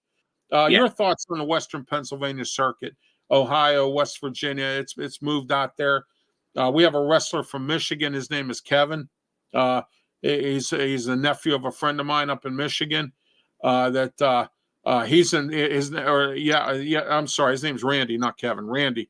And Randy he was on the radio show when I had the sports or the wrestling segment on the radio show. And he tells us about how great it is up in Michigan. And so all across the country now, independent wrestling is moving along. Matt, your thoughts on that, Matt? I think it's a true testament to like the booms in wrestling. You hear about it a lot. You heard about it in the 80s, early 90s, and then it kind of kind of fizzled out a little bit. A lot of those guys that were really running with the flag on the indies, a lot of those guys are now on television. Now they're the guys that everybody's investing in. And a lot of the ways they don't get enough credit because they left us a really, really good chunk of material to use. They left us a whole bunch of stuff. You know what I mean? Jim Cornette says it all the time. Take from one person, it's stealing. You take from multiple, it's called research, right? So that's the way that I've been looking at it. And throughout the state of PA, I've been just about everywhere in PA. But I mean, I'm going to be trying to get in contact with Bubba and some of them guys up there. I have very close people that work up there, and I understand that they're getting back on their feet with their shows up there, and that's awesome. It's everywhere, to be honest with you. I mean, we left Pittsburgh. We left Pittsburgh and PWX just for the fact that, we had some issues ourselves. We were kind of unhappy with some things, but we also couldn't make the dates because there's so many companies. And like Bubba said, they are running every Saturday. And if you can't find a show on a Saturday, then there's something wrong. Something wrong with you. Yeah, they're all over the place. I seen 6 different shows today, not counting mine, that's going to be taking place this weekend alone. And it's like, man, how? And a lot of these guys that I know, they're double booking. They're going to one show as long as they can travel, one show to the other. We've done that. I know Cowpoke Paul was up here for the Enjoy show. And then Rise had a show at the Carnegie Museum or Library over in Oakland or whatever. And he went to that show right after he was done up here with Enjoy that same Saturday. Yeah, he's popular. Cowpoke Paul, I've seen him wrestle a couple times. So, Smokin' Jim, you have anything you want to add to Matt here before he goes? Smokin' Jim. No, I tell you what, Matt was one of the best guests we ever had, man. I tell you what, I learned a lot, man. I really enjoyed it. All right. Matt, thank you for being part of the program. Promote problem. yourself here. What do you have going on in the next month or so? Tell us a little bit about that. This weekend coming up, I will be close to Jim Thorpe area for a brand new promotion, WTW Wow, that's wrestling. I'll be in a tag team match with my partner, RD Mosh and the Sons of Mifflin County. The following weekend, I'm traveling to Jim Thorpe, Pennsylvania, which is really close to the location that we're going to this weekend, and we're challenging for the tag team championships in EHW. We're also working with 814 Wrestling, Voltage Wrestling, HWF. There's a handful of them, and I always end up forgetting at least one or two. But these next 2 weekends are really big. But my main throw here is October 26th, live in Lewistown, Pennsylvania. You'll be able to see A Haunting at the Coliseum. We've done 2 other shows before this one in the October season, and it's been amazing. Our production value has stepped up, along with the wrestlers that come in here. I couldn't be any happier with it. I want to thank you guys, and another congratulations to you guys. All the amazing things that you're doing. Thank you for shining the light on guys like me, because then we spread the word, and your stuff gets bigger, and then we get bigger. So it's all helping, man. God bless you. Thank you. You know, the best advertising, Matt, is word of mouth. I've always been told that. I was educated on that for many years. Yep. You know, when I was younger working at jobs, I used to say to my boss, how come we don't advertise? He said, I don't need to. I got word of mouth. What do I need to advertise? It is big. It is big. Yeah, word of mouth is big. But it does run out, but it is big. I mean, but word of mouth is your best advertising. Matt, have a great one. Thank you for being part of the program. Thank you. I know you'll spread this the word.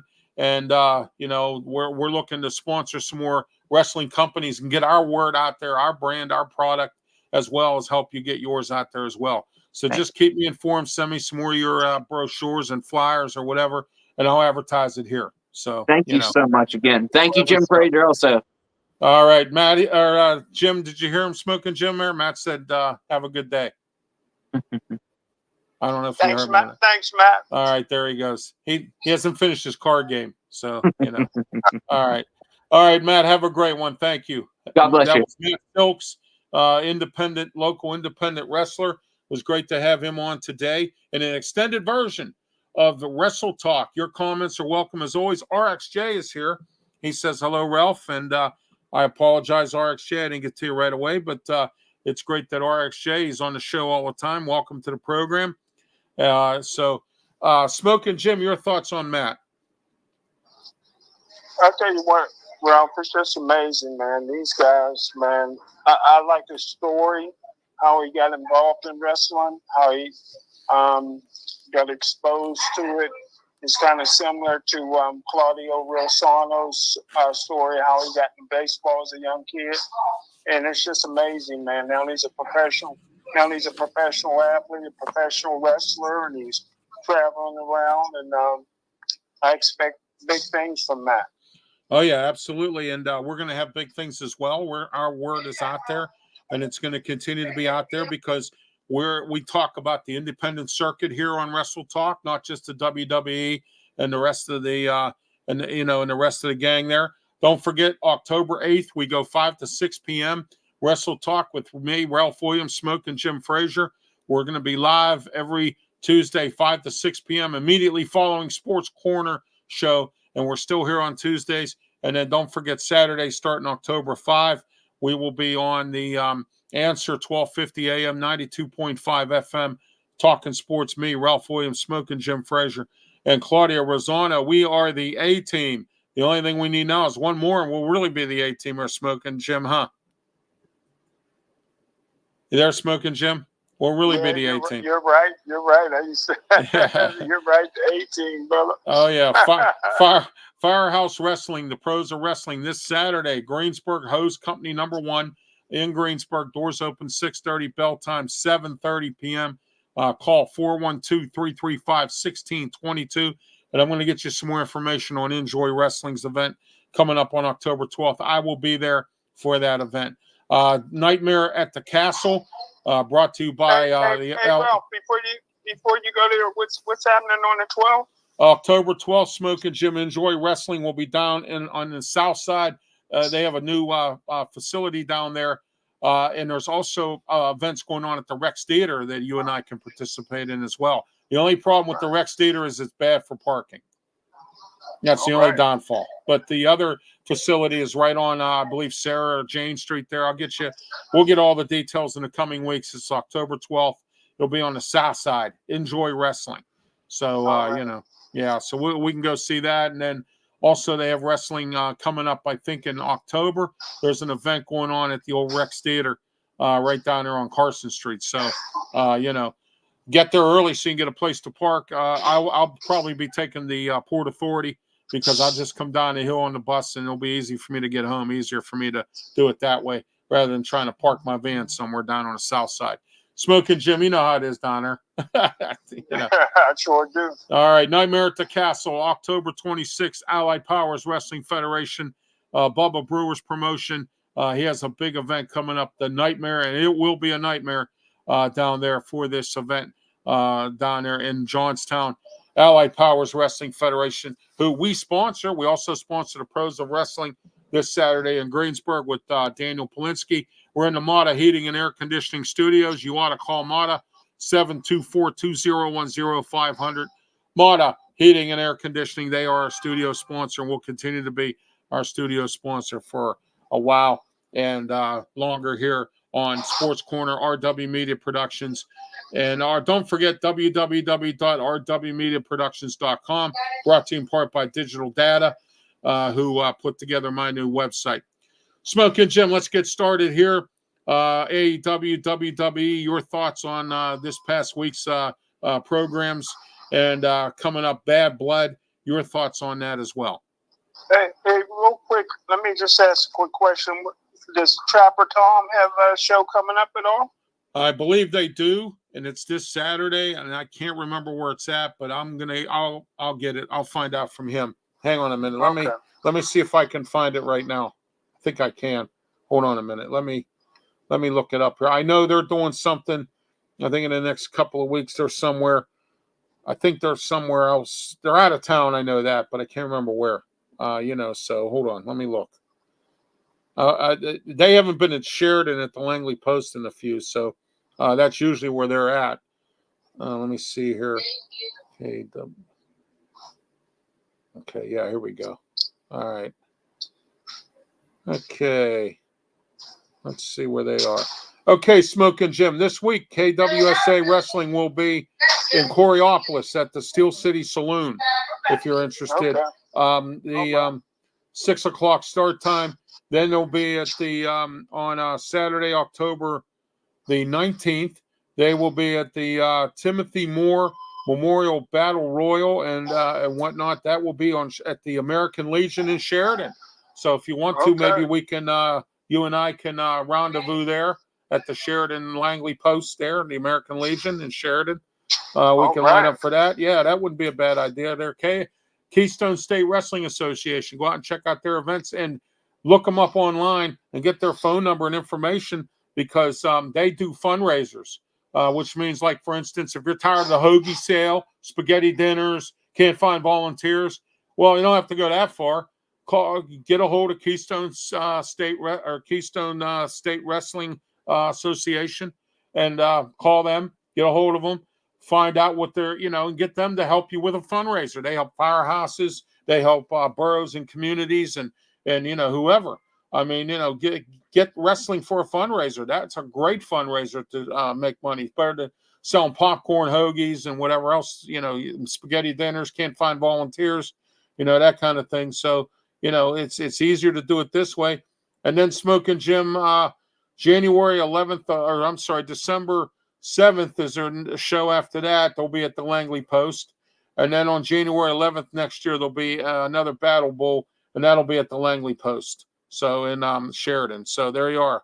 And then March of next year, they're going to be in Springdale and mostly at the Langley Post, Verona. They're going to be in Verona next. They were in Verona in August of last month. So there you are, Smokin' Jim. There's your event calendar for KSWA. So there you go. So thank you. You're welcome. Smokin' Jim, your thoughts this week on the AEW WWE events or programs. Well, I tell you what, Dirty Dom and the boys did a number on Priest and Mama. Oh Mama, yeah, that was crazy. Adam Pearce. They talked about cracking a whip. Adam Pearce better get control of his program because I have a bad feeling he may be getting fired. He's lost total control of that whole program. You got Bronson Reed running all over the place now. He's finally got him in a little bit of control. Nick Altis finally cracked the whip last week, with the bloodline and some other stuff going on there.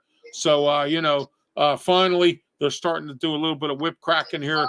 This running all over people and beating people up and putting people in the hospital all the time. It's getting kind of old. And, your thoughts on what CM Punk had to say on Monday Night Raw the other night? Well, I'm sorry, last night. I'll tell you what, he ended it and said, I'll see you in hell. So yeah, they're both willing. CM Punk sounds like he's willing to die. Yeah. For this event, and I've been looking at his eyes. It's kind of scary, brother. Yeah. Oh, absolutely. I thought Raw was pretty decent last night. The card wasn't bad. The tag team championship match. What about New Day? How about this feud between Kofi and Xavier Woods? It don't look too good for New Day. And can Big E maybe step in and try to solve this situation? What do you think about the New Day? Well, Big E don't wrestle anymore, does he? No, he's on the pre-shows now. He's an ambassador, kind of like Tyson. What's his name? Tyson, the wrestler. I can't remember his last name, but anyway, those guys are like ambassadors. They go out there and they, Mark Henry was an ambassador for a little while. I heard he may be coming back because he hasn't been doing anything in AEW, and he's getting out. I think he might be coming back. He's in some capacity. I know what's his name? Omos is coming back. I heard he's going to be Adam Pearce's bodyguard in case people like Bronson Reed get out of control or somebody wants to get out of control with Pearce. He's going to step up. I heard he's going to be his bodyguard. I heard he's coming back to fill that role. So, we got some guys coming back and getting involved, and it's interesting to see where they go from here. Your thoughts on this? Well, I'm not sure what's going to happen with New Day. I thought the first riff was when that big 400-pound giant came into New Day. What happened to him? He went to another federation? Well, he got fired by WWE, and TKO didn't even issue a statement. I mean, it was like nothing. Nobody knows why. I haven't been able, I got some people that I get some information from. They haven't even been able to tell anything. I think the WWE kept it hush-hush. I don't know what happened, but he got fired. I don't know if it was insubordination. Maybe he didn't want to do something. Maybe he didn't feel comfortable doing something that they wanted him to do, and he maybe ran at the mouth a little bit and got fired. I don't know what happened. That's kind of like Top Dollar. I mean, Top Dollar, he got fired from the company because there were some things he didn't want to do, and he ran his mouth on social media. That'll get you in trouble. We all know about that. So, I mean, hey, I got in trouble with social media, and I really don't care. But I said what I had to say about that radio station we were on. So, So, but anyway, I'm not going to go any further about that. That's old news. But anyhow, as I mentioned, social media will get you in trouble. And when you go on social media and you talk about the WWE and you talk about your boss and your management and all that, you deserve to be fired. And I think that's probably what he did. He may have said something that was inappropriate or did something to get himself fired because he wasn't around very long. And I was quite surprised that he did get fired. My interesting thing is NXT here. I'm interested in your thoughts on how long you think Ethan Page is going to hold on to the title there. I don't know. What you think, brother? Oh, he's a good wrestler. I mean, he was good in AEW. They just didn't, as I've said many times, AEW does not know how to book wrestlers. They have no idea how to book talent. They're terrible at doing things. As that maybe Shane McMahon coming into the fray here with AEW real soon, maybe will help them a little bit. Guide Tony Khan into what he needs to do because he's left it up to the executive vice presidents here, the Young Bucks, and Christopher Daniels, who I had the privilege of meeting in person, and some other and the Young Bucks as well. but he's left it up to them. He had good EVPs. Kenny Omega hasn't been around for a while. He's been hurt. And then he had Cody Rhodes, who helped him start up the company, Chris Jericho. They haven't really been, there hasn't been too much good booking of any of these wrestlers. So some of them are getting disgusted and they're moving on. They're either going to the independents or going to TNA, or they're going to WWE, MLW, New Japan. They're moving on to different things. And I don't blame some of these guys. And, you know, if you can reinvent yourself, look at Dolph Ziggler at TNA as Nick Nemitz. He's the champ there now. He's reinventing himself, considering the fact that when he was with the WWE, look at what all the accolades he has. He could be a Hall of Famer tomorrow if he retired. Okay. But what I'm saying is guys are reinventing themselves. Matt Cardona, when he was here, he was the Long Island IC, whatever his name. I forget his name off the top of my head right now, but he was the Long Island IC there for a little while. And he reinvented himself as Matt Cardona, and he's been all around. He goes to NWA, he goes to the independents. He's everywhere. He has championships from everybody. So, you know, guys can reinvent themselves by moving on. Maybe this guy wanted out. You know, WWE has strict protocol, Smokin' Jim. AEW's is a little bit, you know, lax. They let you go to other places to wrestle and independents and things like that. Look at Lee Moriarty, that kind of thing. So what I'm saying is maybe he didn't like the structured stuff at the WWE. You know, that's what goes on. Your thoughts, Smokin' Jim? Yeah, I agree with you. You know, that's like a football team, Smokin' Jim. Let's say, for instance, you're playing for a football team and you're unhappy because you're not getting any playing time, but you can go to another football team, make more money, and play. What would you do? Well, that's why they have a contract. Yeah, exactly. Football. So, yeah. You just can't jump around. No, you can't. But I'm saying monopoly. They got an NBA and the NFL got a monopoly. But I see what you mean. Yeah. I mean, let's say your contract's up, and the WWE or AEW says, "No, we don't want you here no more." What are you going to do? I'm going to go somewhere. I'm going to go where I'm wanted or where I feel better. You know, so that's like we moved on from the other radio station. We're going to this one. We feel wanted. We feel better. You know, they're treating us real nice and everything else. So, you know, they're giving us that Saturday slot that we're going to have fun with and everything else. So, you know, why wouldn't we do that? You know, it's a common sense move. And I'm glad that we're back on the radio because that's where we need to be. So, you know, but Smokin' Jim, you know, I enjoyed last night's Raw. I thought it was pretty good, you know, the championship match. And then you think Gunther's ever going to say yes to Sami Zayn? What do you think? I wouldn't. I mean, there's so many other people that deserve an opportunity to wrestle. He's had his time. He's had his opportunities. He got to work his way up. I wouldn't. He's doing everything to antagonize Gunther, but I wouldn't do it. I was surprised that the EST got beat. Yeah, she got beat last night by Io Sky. Yeah, that was a shock and a half. I didn't think that was going to happen, but I had an inkling it was.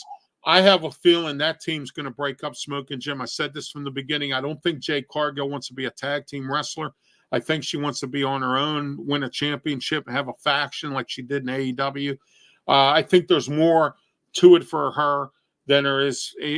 And Bianca Belair, teaming up with the Street Profits. They got their little faction going on there with Z-Pap or whatever her name is there. And, you know, hey, how about the Hurt Business coming to AEW, but they're going to be under a different name? What's your thoughts on the Hurt Business? No, I didn't know that. Yeah. You know, it was announced yesterday that MVP, Bobby Lashley, Cedric Alexander, perhaps. They're looking at Shelton Benjamin, the redo of the Hurt Business, but I don't think it's going to be called the Hurt Business. It's going to be called something. I think it's called Executive Hurt or something. I saw some kind of a thing on X that showed where MVP said we're going to do something like this, and that's how it's going to happen. But it's going to be some kind of a Hurt Business kind of thing. Your thoughts on this? Where did I see Cedric Alexander at? I seen him wrestling somewhere or managing somebody somewhere. Yeah, exactly. I can't remember where I saw him at either. Maybe NXT. Or I think he's in NXT. AEW? Yeah, he's in NXT. Okay. Yeah. How about Ricochet? Ricochet's been doing pretty good for himself. Yeah, He's been on Dynamite every single night. You know, Yeah. and Did you he know, did he win the other night ago? That was a good match. I can't remember. I know they shook hands afterwards. I don't know if he won. I Won or can't lost. I remember think if he did won or win. not. I Yeah, I caught think he part of did it. win. Yeah, he It did. was Yeah, brutal though, man. yeah. Them dudes. He was Ooh, fighting was. Daniel Garcia, I believe. I Oh believe my that's who he goodness, fought. they Yeah. was doing flips. They was doing flips off the top of the doggone TV monitors and stuff, man. These guys, man, they do. Somebody's gonna get killed, man. These guys are crazy. Yeah, there you go. You got that right. How about Sandman showing up at Memphis Wrestling? Sandman now showing up there. Wow. Yeah. So, you know, you got guys, you know, nostalgic guys coming back for events. Look at Bubba. At his last show, he had Henry Godwin there. You know, KSWA has had the Demolition at their show. So, I mean, you know, guys are coming back, nostalgic wrestlers still out there that are doing some different things. And it's been, it's been a great thing to see that happen as well. But AEW, I thought Dynamite was okay. I watched part of it as much as I can. Some of their matches are boring. I always end up switching, and then at 9:00, I'm on that football roundtable, so I kind of watch the game a little bit and listen to the roundtable at the same time, or whatever, and watch a little bit of the matches and stuff like that. So, we're gonna have a little bit of an open conversation, Smokin' Jim. What's on your mind? As Al Levine would say, what's on your mind? Always football, man. I tell know. you what, man, something we didn't get into, and most people haven't thought about this, man. But I tell you what, man, I seen a quarterback this weekend in college football that got into the game because the superstar quarterback got injured, and he showed out, man. He's going to be a future first overall pick, and his name is Archie Manning. Arch Manning. Yeah, Arch. Man. Yeah. I tell you what, man, this guy is fast. I mean, he runs like a black kid, and that's how his grandfather used to run. Archie Manning used to be. He was fast as a whip, and I tell you what, he threw 4 touchdown passes. He's not going to win the job because the guy that got hurt is a legitimate, first maybe 5-7 players picked overall, if not first overall, right, in the NFL. But the next 2 years, Arch Manning is going to be something to watch out. Good-looking kid. Doesn't look anything like his uncles, Eli and Peyton. But this guy is just a tremendous quarterback. And just fun to watch. And Texas is now the #1 team in the country, man. Yeah, and, they are. Yeah, they're #1 in the country. What's happening? This is what I wanted to ask you, Ralph.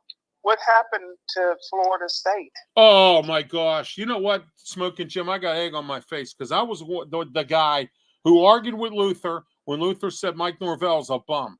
And I was the one that argued and said, look, this guy is a good coach. Look what he did at Memphis. He's been around college football as a coordinator for a long, long time. He's a young guy. He's still like in his 40s. I think he can, he can do something here, with Florida State.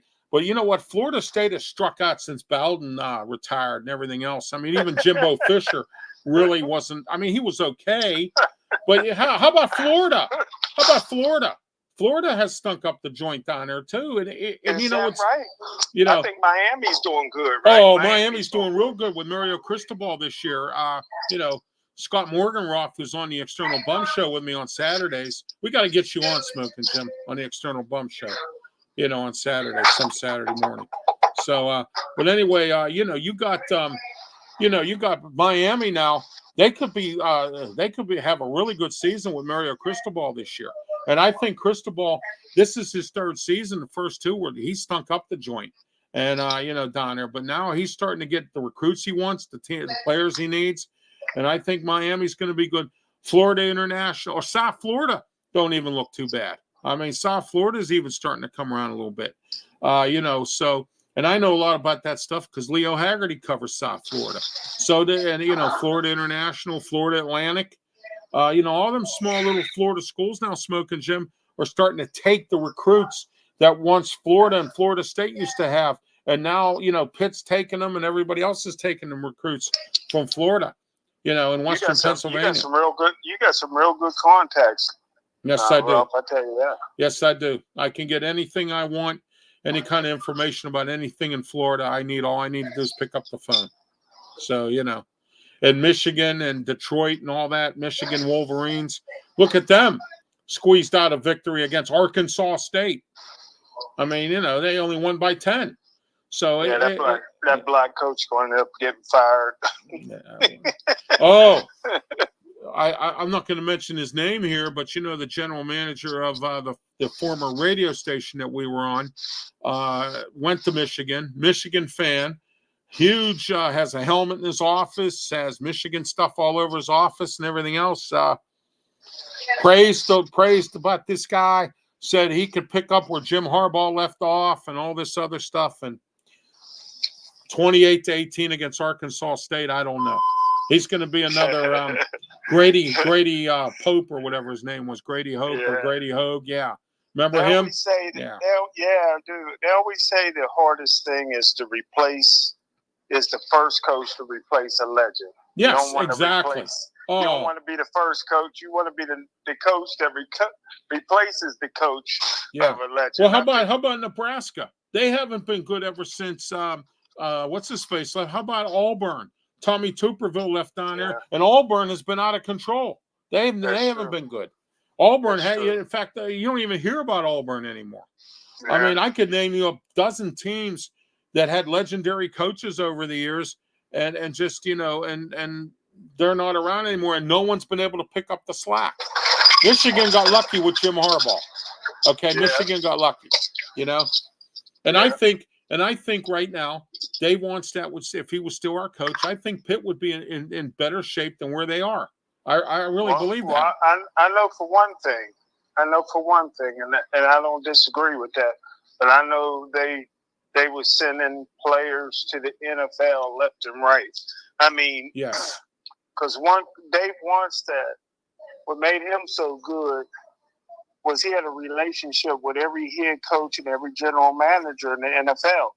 So, because Darrelle Revis, in my opinion, didn't have that great a college career. No, he didn't. No. But a call from Dave Wannstedt said, "Hey, this kid's legit." And before you know it, he was a first-round draft pick. Yes, exactly. Because, Dave Wannstedt's not going to BS anybody, and he knows who can play in the NFL and who can't. Right. And he says, "Hey, this kid is don't pass on him." Yeah, and I'll tell you this much. Some of the players who knew Dave Wannstedt and his reputation over the years, they were sending their sons to Pitt. Okay? They were sending their sons to Pitt. Yeah. Remember that? Yeah. I mean, so Dave Wannstedt was a great salesman, a great spokesperson for the university. Here's something you probably don't remember. He almost got the head coaching job at the Steelers. Oh, I know. I remember that. He interviewed when Cowher interviewed. I remember that. People were shocked. Because he was bad with the Bears. He was horrible with the Bears at one point, and all the Chicago fans.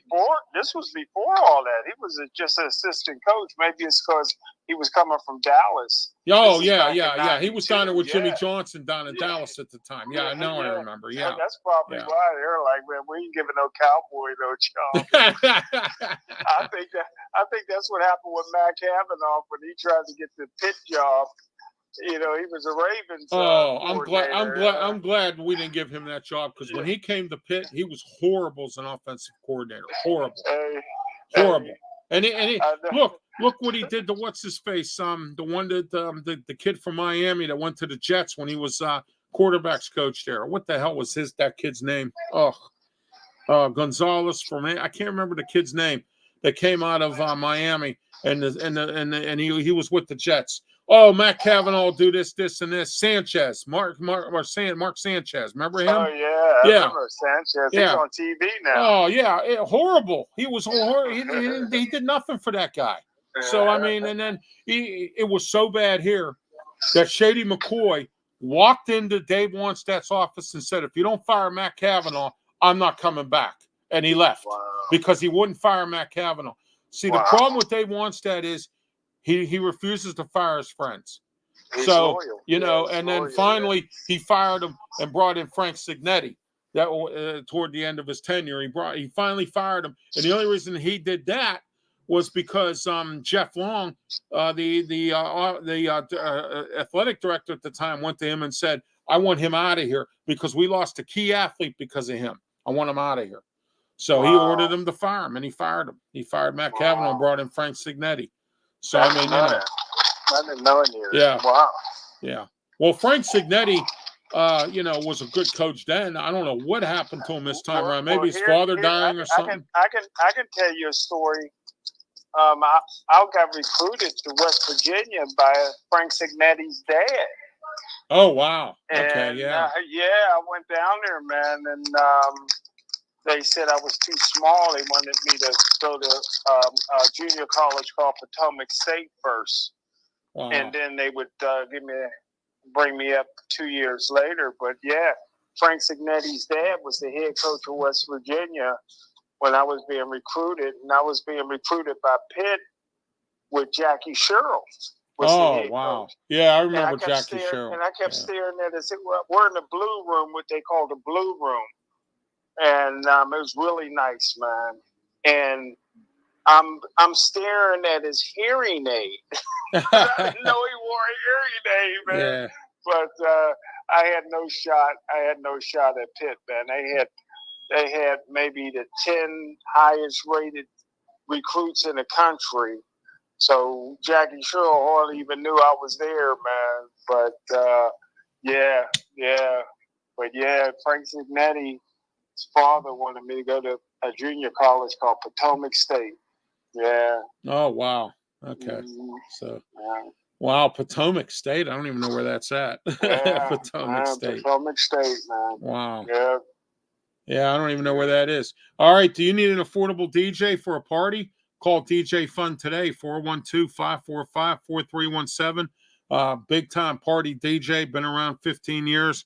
Party, special events, and weddings by referral. So, DJ Fun. Call him today, 412-545-4317. DJ Fun. DraftNation.com. Don't forget about them as well. They are a proud sponsor of this program.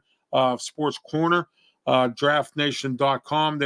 They also have in your inbox, they will insert their e-magazine about the draft.